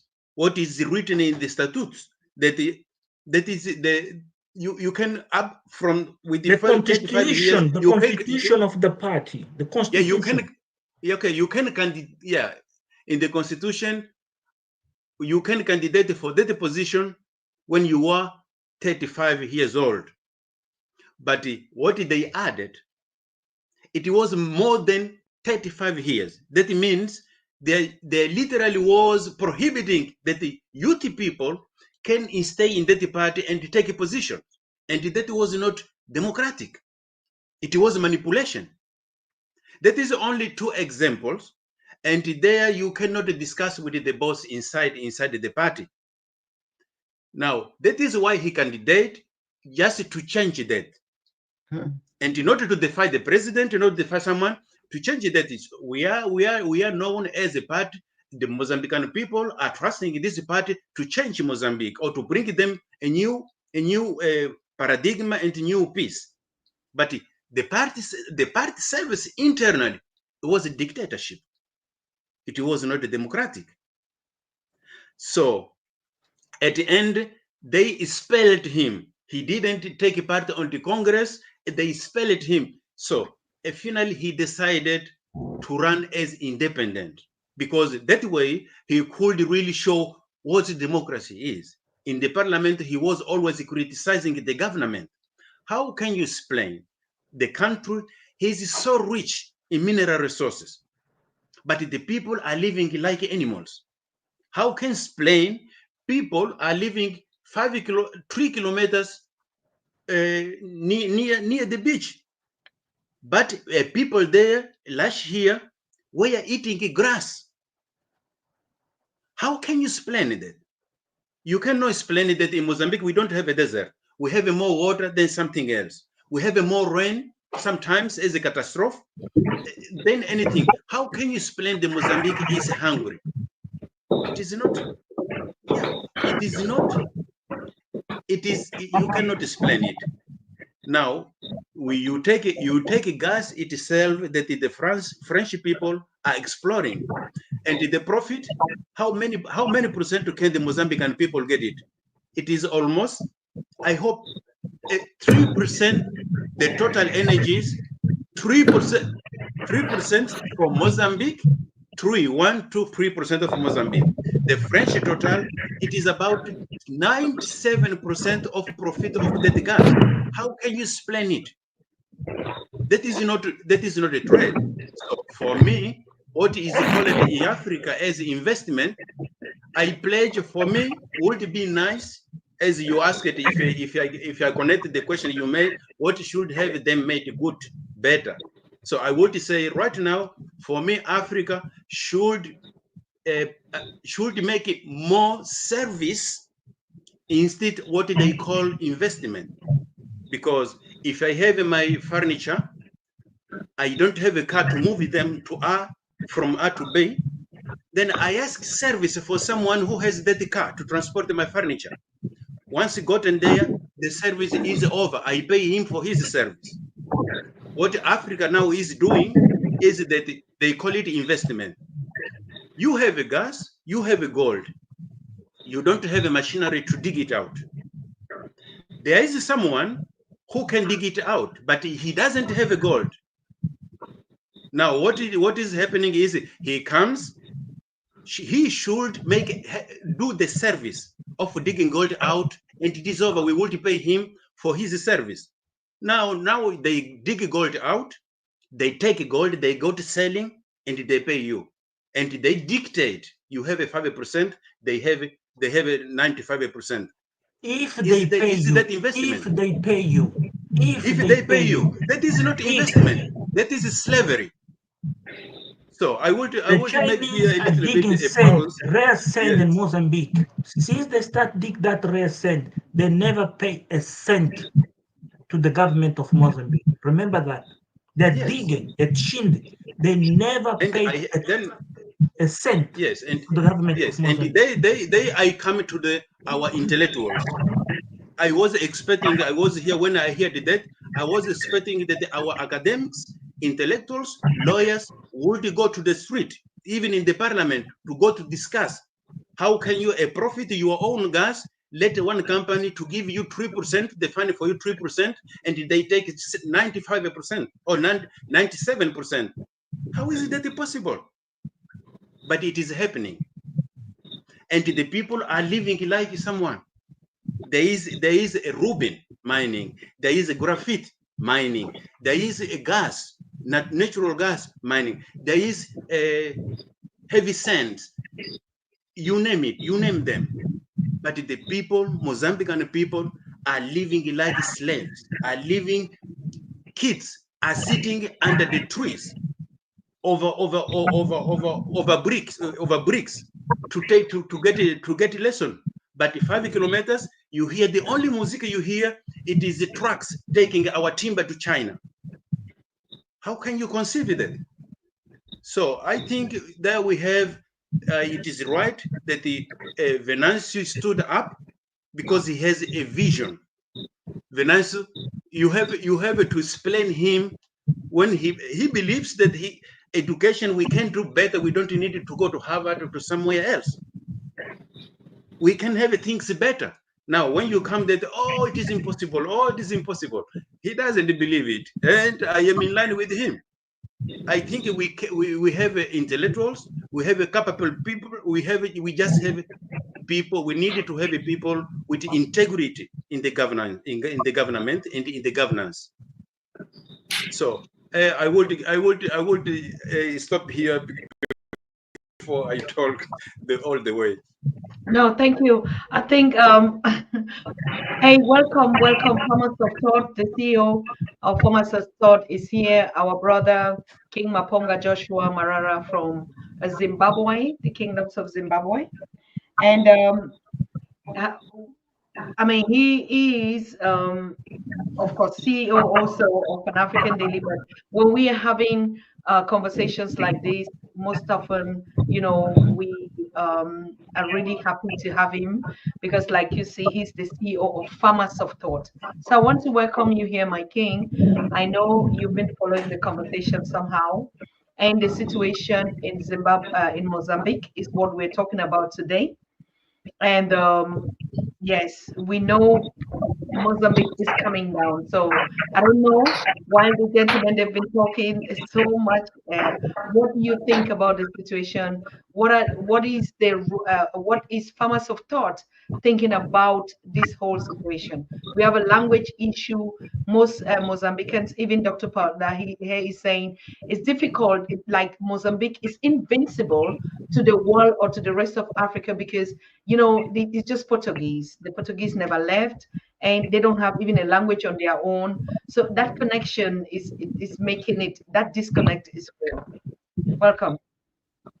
Thank you very much, and I want to send my greetings to the comrades and the leaders of various political parties, the interested parties, and the activists, the voices that are beginning to rise on the continent. I think we are in a beautiful time. I almost feel like we are in the 50s and the 60s when our forerunners, like Mwalimu, like Mugabe, like Samora Machel, and Kwame Nkrumah, when they woke up one morning to discover something was not going right. I want to put that in context and say they discovered that the politics was not right. And the politics not being right meant that the local people were now aware of who they were and they wanted to have political liberation. However, we misconstrued that political liberation will come with economic intelligence to realize the political freedom that you needed to have economic independence. Now, all of us as Africans, we know how to build our hearts as Africans, where we have all the various poles that are meeting at the center, and then you tie them up, then you put some grass to have what you call in Portuguese, to have what you call palhota. Palhota in Portuguese. Palhota. Palhota. Yeah. Palhota. I wish you could tell me that in Shangani or in Sena or in another indigenous language. I don't want to know it in Portuguese. I want to know it in your mother language. Palhota. Nyumba. Beautiful, beautiful. So Nyumba is built like that. And I would like us to look at each one of those pillars that make the Nyumba. One of the pillars is what I call the governance pillar, which my elder brother has already spoken about. And next to the governance pillar, you are going to be having the economic pillar, which then makes the governance without money. You look what has happened in Botswana. The governance was there, but then the money was not there. And because the money was not there, the governance was overtaken by another party because the investing company, which is DBS, closed the tap for the diamonds, and the government could not collect taxes because there was no taxes, there were no salaries, civil servants, political overturn, and regime change. It has happened in Botswana as of this very week we are coming from. So it's governance. Then next to it, we put economics. Next to economics and business. Next to economics and business, we put agriculture, which is food. The concept of the children eating grass no food, no what, but there's rain, there is land. And you wonder, why are people not eating? Because people are planting what they are not eating, and they're eating what they are not planting.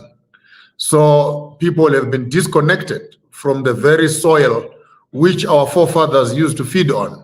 We now must plant maize, we must plant all the white man's things, instead of planting our small seeds, our rapoko, our sorghum, our grain, our cassava, our what, but these things, they have no commercial value.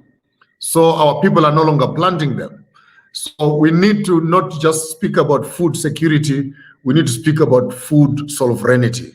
How do we own our food?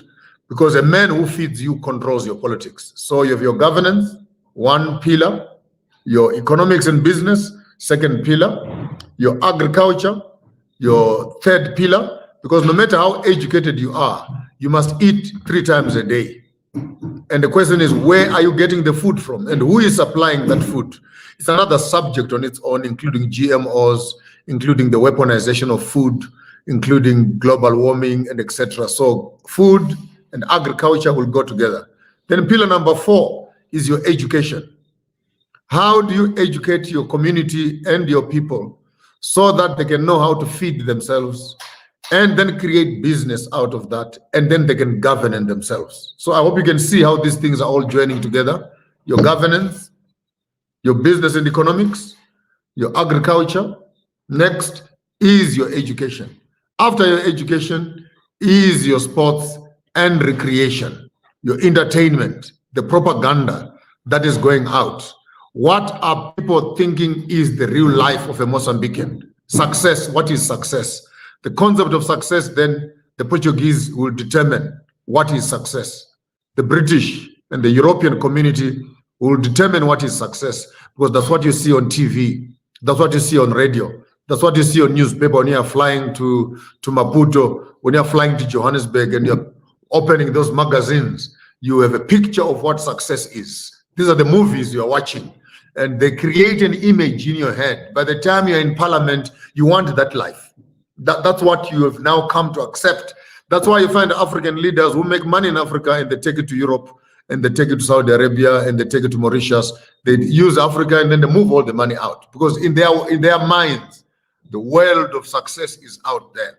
Then number 6, you'll be looking at the concept of health and technologies. How do we treat our own health and our own technologies? Who manages our health? Who manages our birth controls? Who manages our child deliveries? Who manages our diseases? And I think COVID showed us flames, because for the first time we discovered that the Western world does not have full interest over Africa. Because even to manufacture those drugs and etc., it was illegal for Africans to do so. But yet they were saying it's a worldwide pandemic. So our health and our technologies, including our computers, including our satellites, including the whole concept of science, I'll put it on the 6th pillar. And the 7th pillar then becomes our spirituality. So when you look at the revolution in this whole spirituality, health and technology, sports and recreation, your education, your business and economics, and agriculture, and governance, you will discover that our revolution as African leaders was only one pillar based. One pillar. We want political liberation. A luta continua, a luta continua. We want liberation, we want liberation. Even now, when you look at the upcoming, when you look at... You nail it. You say the truth. 100% the truth. Brother, thank you for that. So even when you look at our young people who are now becoming revolutionaries, you will be very enthusiastic in pushing and fundraising and mobilizing. But when we get you into parliament, then for the first time you discover that you need to write a balance sheet. You need to write an economic structure. You need to write agricultural policies. You need to write a new curriculum for education. You need to rewrite entertainment and health and technology and spirituality. Then you find that all our liberation organizations in Africa, they were in such a hurry for political liberation and they forgot to surround themselves with the technocrats, which you call, my brother, the intellectuals, who then can come up with methods, in some certain cases, change the policies, in some certain cases, rewrite the policies, in some certain cases, re-legislate cases, in some certain cases, abolish those policies. So that we have politicians, but we don't have the know-how. My suggestion for Mozambique, my suggestion, I know it will be a tall order, will be to say, 5, 6, 10 of you come together, study the works of Che Guevara and Fidel Castro, how they work together. You may need to abduct yourselves from Mozambique, send some 2 people to Zimbabwe, send some 2 people to Burkina Faso, send some 2 people to Castro, but with a clear agenda. You go study medicine in Cuba. You go study governance. You go study agriculture in Burkina. You go study land reform. You go study, you get 7 people, or 2, make them 14. And each one of them, you go to Singapore, study how Singapore became successful. You go to Dubai, study how the infrastructure is working. So that by the time we begin to campaign and help you to campaign, to put you in power, we are not changing hyenas with foxes.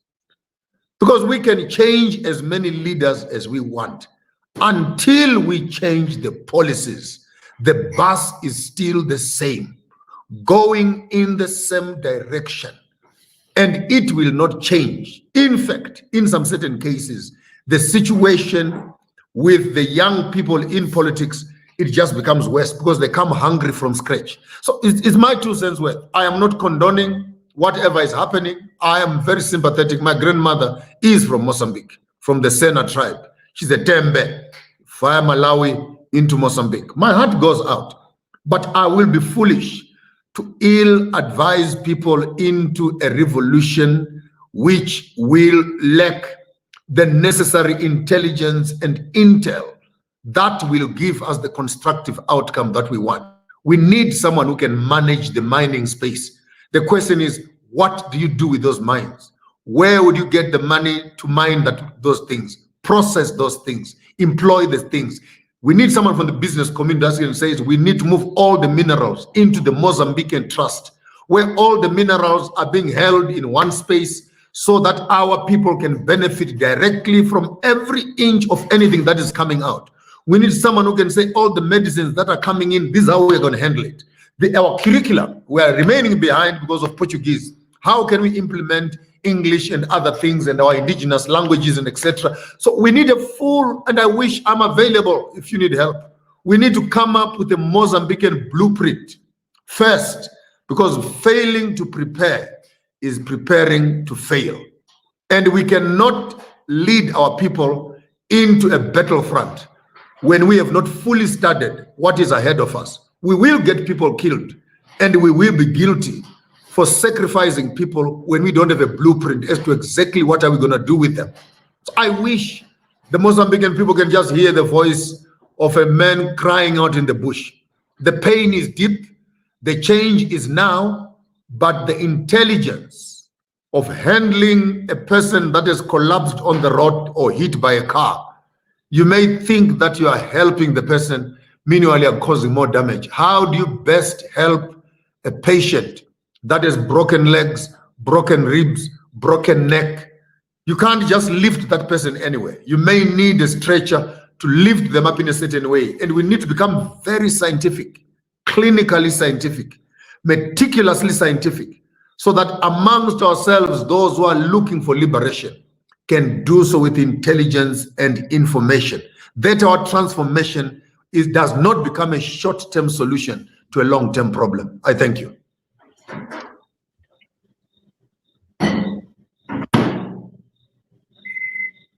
Unmute. Unmute. You are muted.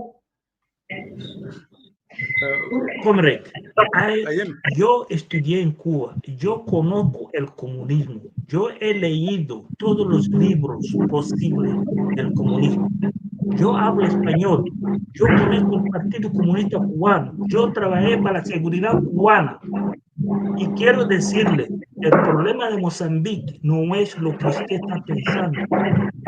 I'm going to repeat this in English. I have studied in Cuba. I have read literature in Cuba. I know how the Communist Party works. I work for the Can somebody intelligence. unmute? I don't know. Can you hear me? Can you hear me? Yes, yeah. Good. I have studied in Cuba. I can tell you the stories of Cuba. I know the books of Marx and Lenin's. I know how communism is managed. I worked for the intelligence of Cuban government. They call the Minet. I was trained in Cuba. But when I came back to my country, sorry for the word, those monkeys of Frelimo, they didn't use us. They throw us in the bin. The problem here, you have been very clear. And then I want to say thank you, first of all. When you talk about the act, those pillars does not exist in Mozambique. Our constitution, we being in Cuba, we are not allowed to touch our own flag. We are not been allowed to do our own culture. We've been say, you dance makwayela only. You do this only. What was the convenience of Frelimo? In Mozambique, there is no such law. That is point number one. Costa has highlighted here very important things, and we have a problem in Mozambique. We have a kingdom, a political kingdom called Frelimo. And these people live on a base of one man on top, like Roberto Mugabe used to be. Everything Roberto Mugabe used to open his mouth and say it is everything what people are going to go do it. That Thabo Mbeki tried in South Africa, it didn't work. That's why Thabo Mbeki failed big time. So in Mozambique, the problem we have, we got scientists. The best scientist of medicine in Austria is from Mozambique. I'm a skilled engineer. I can't work in my country. I have to work for the British government. We have every single thing to make change. What we call in here, what we are asking you in particular, you, brother, help us, the world, to recognize Venâncio, because Venâncio, every single word we have said, he have proven in paper, written, and Frelimo can't prove it. Frelimo has colonized us from the first day of independence. Remember, brother, you are free because of us. We give our land to free Zimbabwe. Me, I was a pioneer. Mr. Mugabe used to live in the same street as me. Sally was the church of my brother. I've been with these people. I know these people. And then I don't trust none of SWAPO, none of ANC, none of ZANU, none of MPLA. I don't trust none of them.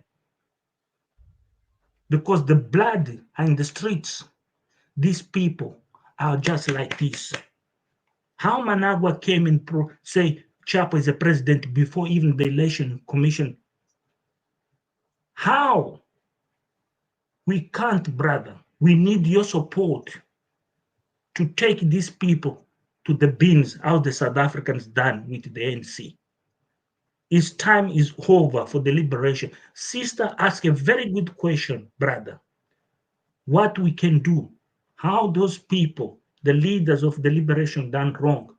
Yeah, was that era is gone, is past, now with us. And then I'm very thankful you can help us, you can guide us. I'm very helpful, but right now, we need solidarity. We need the world. Just go out there and say, Venâncio is the president. That's what we're asking. That's what I'm asking you. O meu povo, I'm telling you in Portuguese, my people, we need freedom. We are the only country in the world where people are slaves, where people get dirty water in their mouth, where people they don't have food. You in Zimbabwe can eat. We can't. I can't go to Mozambique. I'll be killed right now. As soon as I step out of the plane, I'm a dead man. In Mozambique, you can't talk. You go to Mozambique, my friend, you're going to end up in trouble. Please help us to convey the world to support Venâncio. He win. This is what we need right now from anybody out there.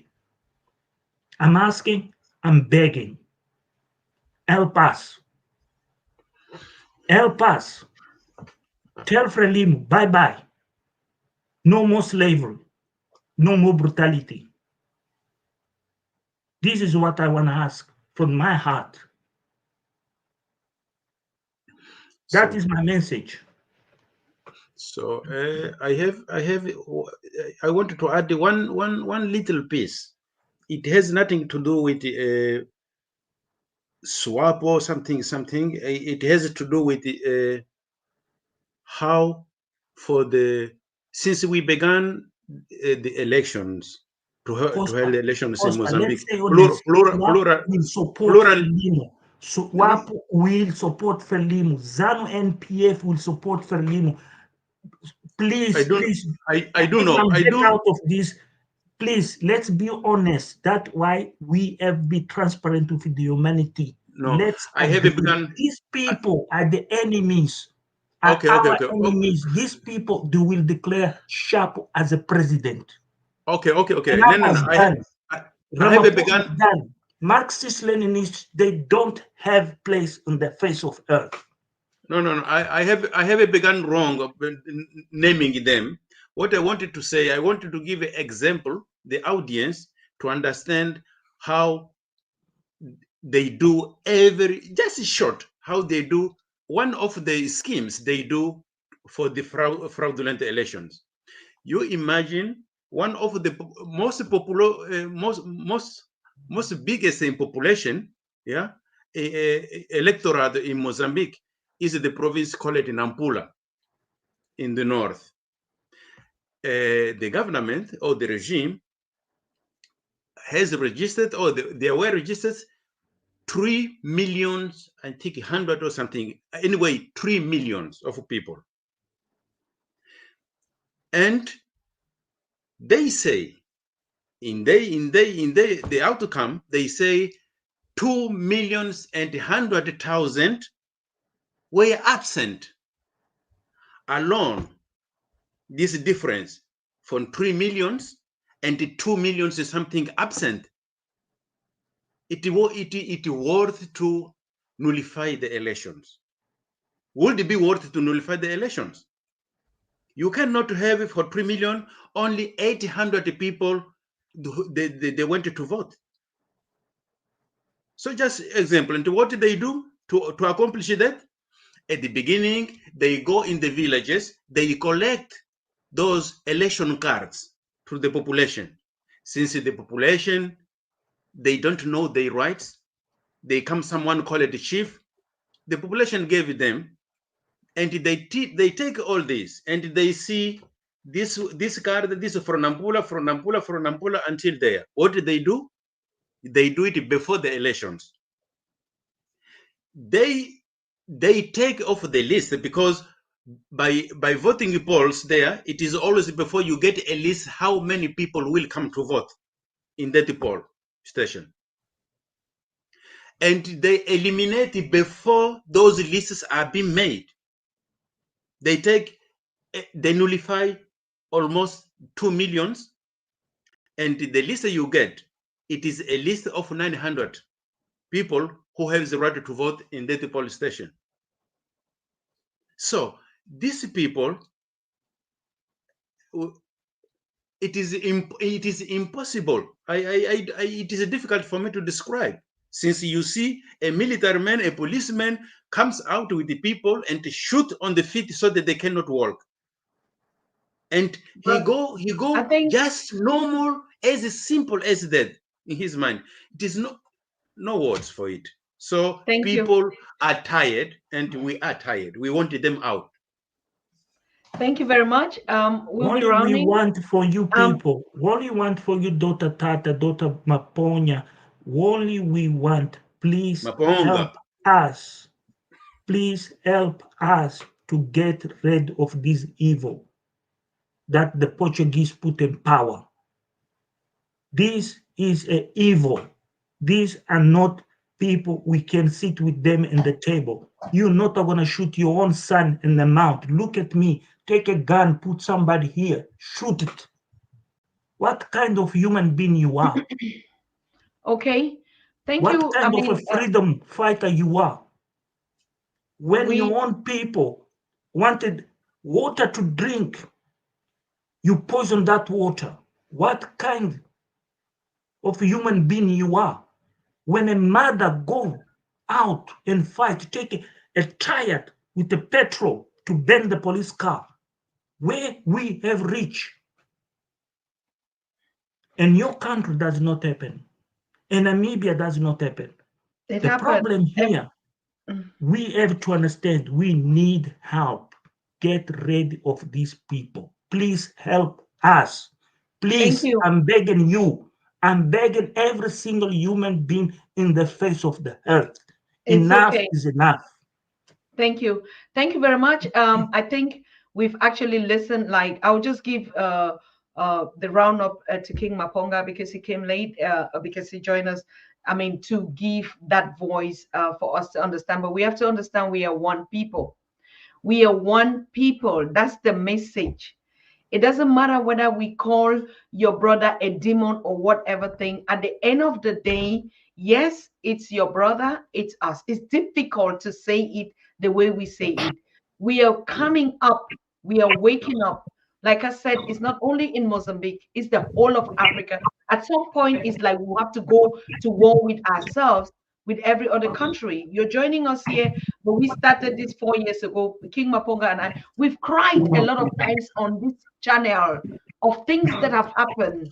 So, I mean, we understand the situation we're going through, and I want to crave on us, no matter what is Africa first and by African. And no matter how bad or what, if it is your child that will be a president tomorrow, I will be like that, I will say the same thing.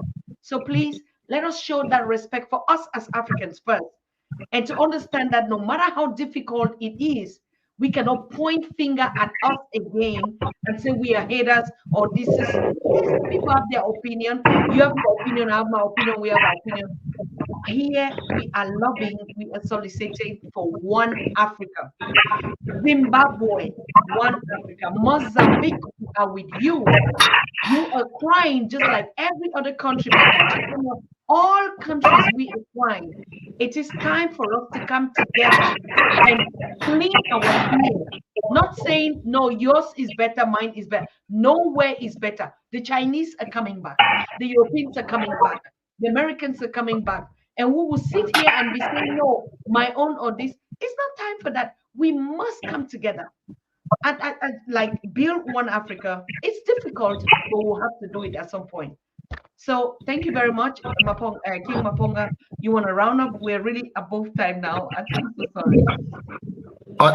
Before the king say anything, I want to say bullets are not flowers. Bullets are not sweets. Brother, Bullets, they've never been anywhere. Please, if I show you my own, I'm sorry. If I show you all ever, maybe you're coming because you think we don't understand Mozambique. We are saying we have a common problem and we need a common solution. That's it. Thank you very much. Thank you, panelists. I would like to firstly appeal and thank you for being part of this conversation. And I take it to my heart with all the sentiments that I have heard on this public platform. As part of our follow-up service, I would wish to meet up with us outside of this broadcast. Then we can come up with a strategy for a more detailed explanation and campaign and the sensitization of the world community about the problems of Mozambique. And this must be factual, this must be properly documented, and I will share more information outside of this platform that can be much more useful. Because for now, this is the first time I'm meeting you. I have read, I have seen here and there, but now hearing the information from the sources themselves, I think it can be quantifiable, it can be put in a way in which it can reach the necessary bodies. The problems of Mozambique, which was a Portuguese-run colony, and the problems of Angola, which I am also partly aware of, could almost tell us the behavior of the Portuguese on both places where they have been. And you'll find lots of similarities in that, which we will need to be strategic. And you being an intelligence person from the military, you will know better than me that we cannot right now begin to talk strategy and etc. on a public forum before we synergize ourselves and think through exactly what is it that we are facing, who is doing it, why are they doing it, when are they doing it, how long will this process be, and put the necessary dots in place, and we can maybe create a sensible way of do we approach the United Nations? Are we approaching African Union? Are we approaching the civil community? Are we approaching SADC? Are we approaching the neighboring countries? I mean, if Mozambique helped Zimbabwe to be liberated, and right now Frelimo is no longer doing what it should do, it should be our turn also to return that favor. So I would like to conclude by saying that the problems of Mozambique are the problems of Africa as a whole, that the colonial system has never lifted its hand on the economies of the Africans. In some certain cases, our leaders have been put into the baskets for payments and etc., so that they can manage the same process. The speech that I gave up to SWAPO, if you can listen to it with an open mind, you will hear me saying to SWAPO, yes, you've invited me to come for the discussion on your manifesto, but there are serious issues that have not been dealt with ever since liberation started. And the question is, when you are getting into power now, what are you going to do, and what are you going to do differently, if ever you're going to do anything differently? And having to create that conversation for me opens the door both for internal conversation and regional support. And when I'm mentioning Burkina Faso and I'm mentioning other African countries, I'm not saying those countries are perfect, but strategic partnerships into solving the problems that we want will be very critical. And it must be done with military precision, because any mistake we will do on planning will cost us another life, will cost another problem. So I would wish to conclude by saying your sentiments have been registered. We are here, and Dr. Susan has opened up this platform, not as a pro-ZANU-PF, pro-ANC, pro-SWAPO, pro-this, pro-that. We are pro-African. And if there is any transformation that we need, I support African politics, national politics, above party politics. Because party politics divide the same people who are part of the same family. And politics has divided us. Families have been divided. Fathers, as you are saying, a father would take a gun and shoot his own child. Now, who does that for politics? So you would find that politics has never been friends to us. Politics and religion, very dangerous things. Because even after we've agreed politically, when we go home, I'm a Muslim, I'm a Christian, I'm a what? The war continues. And it does not stop, because we are being faced with conflict in various places. Okay, we have agreed on politics. Someone comes, I'm a communist. This one says I'm a capitalist. Even in parliament, people have different mindsets, and people that are divided can never achieve anything of goal. I want to suggest, gentlemen, and I'll make myself available for that closed room. Army generals, there are two wars that they fight. The first war is the war in the boardroom, where we think, where we plan, where we strategize. And the second war is when we say, now let's go out there with guns blazing. We know where to start, we know how to do it, we know when to do it, and etc. And if lives can be preserved at all costs, for me, that would be the best solution. But that needs some serious planning and serious thinking. So I love the energy on the group, but the energy on its own cannot bring us the revolution that we need. We need more people to understand exactly what is happening so that we can move seamlessly towards the goals that we want. This platform is available to all Africans. This platform is your platform, but we need to come up with a proper strategy and see how best we can approach this thing. I have been a hunter myself. If you're hunting for a buffalo, or you're hunting for a rabbit, or you're hunting for a rhinoceros, or you're hunting for a rabbit, the strategies can't be the same. Or you're hunting for a pig, the weapons cannot be the same. If you're hunting for a rabbit, a stone is enough. You'll close that thing in the hole, you'll find it tomorrow morning. You're hunting for a snake, you're hunting for a crocodile, the game ball is different. If you're hunting for an elephant, you can't go there with a plastic knife and think that you poke an elephant and you kill it. So we will need to think through and say, how big is the monster and how best can we approach and deal with it? But at the center of our conversation is the preservation and the livelihood of our people. And when we get into power and into government, one question, what are we going to do differently? Do we have instruments that can help us and help the people to realize their freedom? With those few words, I say, well done, gentlemen. Your interests have been registered. I salute you and I thank you, but I will be irresponsible to make any promises here. I would rather have us having a back office.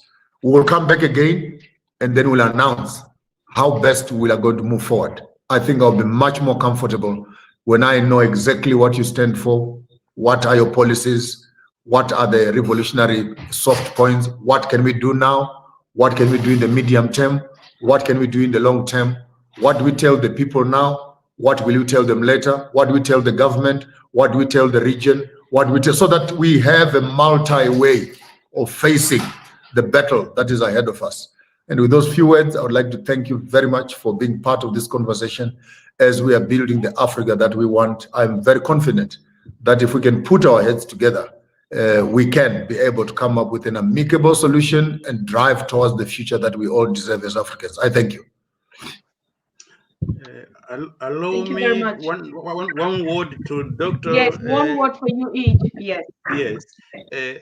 As I wanted to thank Sister Dr. Tata for this opportunity they gave us to discuss about Mozambique, and I thank Dr. Maponga. It was my dream to at least see talking. I have been just reading videos and watching videos. Can you mute? So, yeah, it is me an honor, and thank you for your offer. And thank you. Also, I think also my colleague Stempa Pagina Lingua. So for this contribution, mute your microphone. He's very, very rich in history. So thank you very much. I hope we will meet us again here many times. Yeah, thank you, sister. Of course. Oh, my thank you get also to Dr. Al Wahabi. So, but I will also address also the next. So that is from me. It is very thank you very much. Thank you. First of all, thank you on behalf of Excellence, the new president of Mozambique, Venâncio Mondlane. He watched this live. He could not come to the live, but he and his advisors have watched the live. They're very aware. I want to thank you. Unfortunately, the circumstances that the government of Mozambique want to kill him, he could not show up because, you know, the signal could be identified where about is. I want to say thank you on his behalf, on his team, and the people of Mozambique. Second, I want to say, the gentleman, Dr. Maponga, thank you for your recommendations. My email is here. Anybody like to talk? We have our policies, our strategy in English. Costa can make available to you. We have informed the government of Portugal, Germany, United States, Brazil, everybody in the world. They know what we are fighting, why we stand. We don't have nothing to hide. Our strategy, our policies, our project, we want to put food on the plate of each citizen of Mozambique. That is our aim. Thank you very much. Thank you so very much, sir. Thank you for your time. Thank you for coming. And I think this is not going to be the last series on this. Each time that we will still have, like, Al Wahab, or if there's a possibility that we could have him live, I think that would also still be. All we're searching is our solutions to our own challenges. And the best thing, there's nothing like peace in life. There's nothing like being alive now to be able to contribute. So thank you so much. Good night to all of us. And yeah, peace. And we say peace again for all of us. Thank you, King Maponga, for always coming to bring in, the middle. Yes, to bring in the middle and to, chill down. I mean, I know it's not easy. And our sympathy, our solidarity is with our people in Mozambique and all the other people that are oppressed and voiceless in the world today.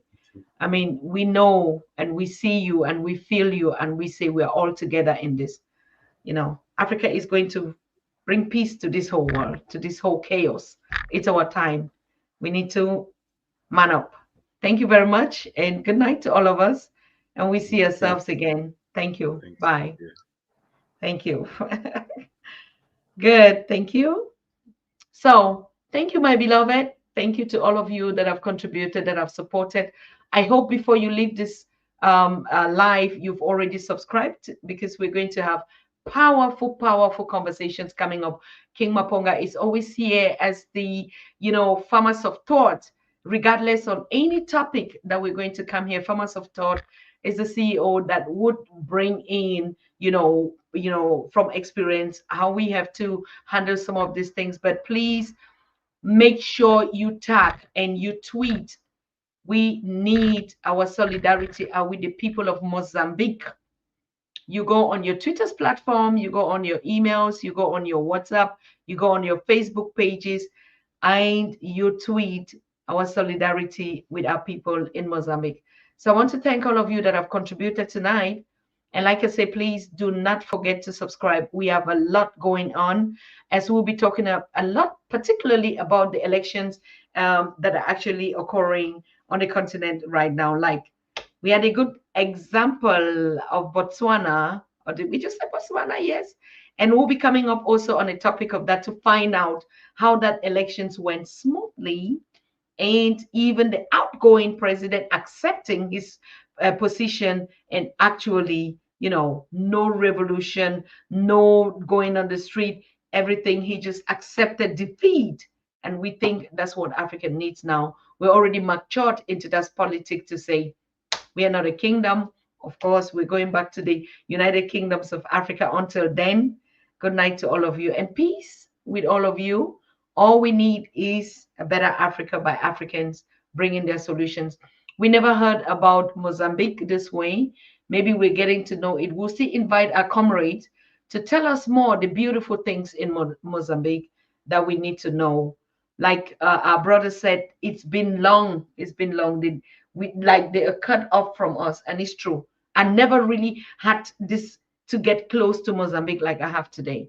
So I thank all of you for putting out your lives out there, but nothing will happen to you, comrades. The God of Africa will protect all of us, in as much as we stand for the truth and defend the voices of the voiceless. We are many. We are many, and we're never going to give up. We're going to continue in each country, everywhere that we are. It's time for Africa. It's freedom, or freedom again, and freedom again, and freedom. Until our people are free, even from the hands of us, we will be free. So I thank you so much. Yes, we have to. We're coming up with the next show, and you just stay out and look out to our news letters, look out to all the programs that will be coming up live this week. But before we leave, please don't miss this. Haitians are telling their story and they're putting it in a beautiful platform. Please make sure if you're around, get a ticket and watch.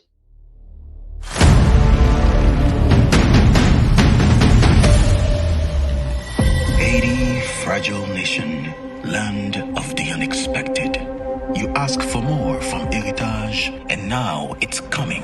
Get ready for an unforgettable experience on Saturday, November 16th at 7 p.m. at the Coral Springs Center for the Arts. Join Yol de Rose and an incredible lineup of talented artists as they present a powerful play that proudly showcases the history of our beloved country, helping us to truly understand.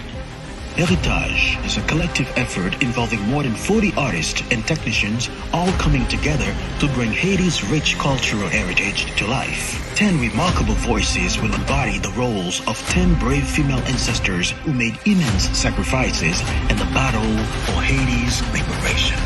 The cast includes Carole Demisma, Laurence Durand, Béatrice Quebro, Tiffane, Mistijon, Donald Z. Theodore, Tafami Soleil, Darlene Desca, Fatima, Annie Alert, Riva, and Richelle Guillaume, all reenacting the pivotal roles these women played in building our resilient nation, Haiti. Heritage is the original creation of Yol de Rose in collaboration with Florence Jean-Louis Dupuis for stage and production design. Historical research conducted by Baina Belot. Choreography by Jean-René Dessoin. Heritage, Saturday, November 16, 2024, 7 p.m. at the Coral Springs Center for the Arts. This is the real deal. Tickets available now online or on site of the Coral Springs Center for the Arts. Heritage, don't miss out. You are watching the Pan-African Daily TV with Dr. Susan Tata. The Africa we want. Unity, consciousness, our culture, our spirituality, our history. One Africa for Africans worldwide. Motherland's calling its diaspora home. Join my voice. Join my team. Join my campaign. Campaign 21 hashtag 1 million subscribers on the Pan-African Daily TV YouTube. Be a volunteer. Apply now. Be the new Africa.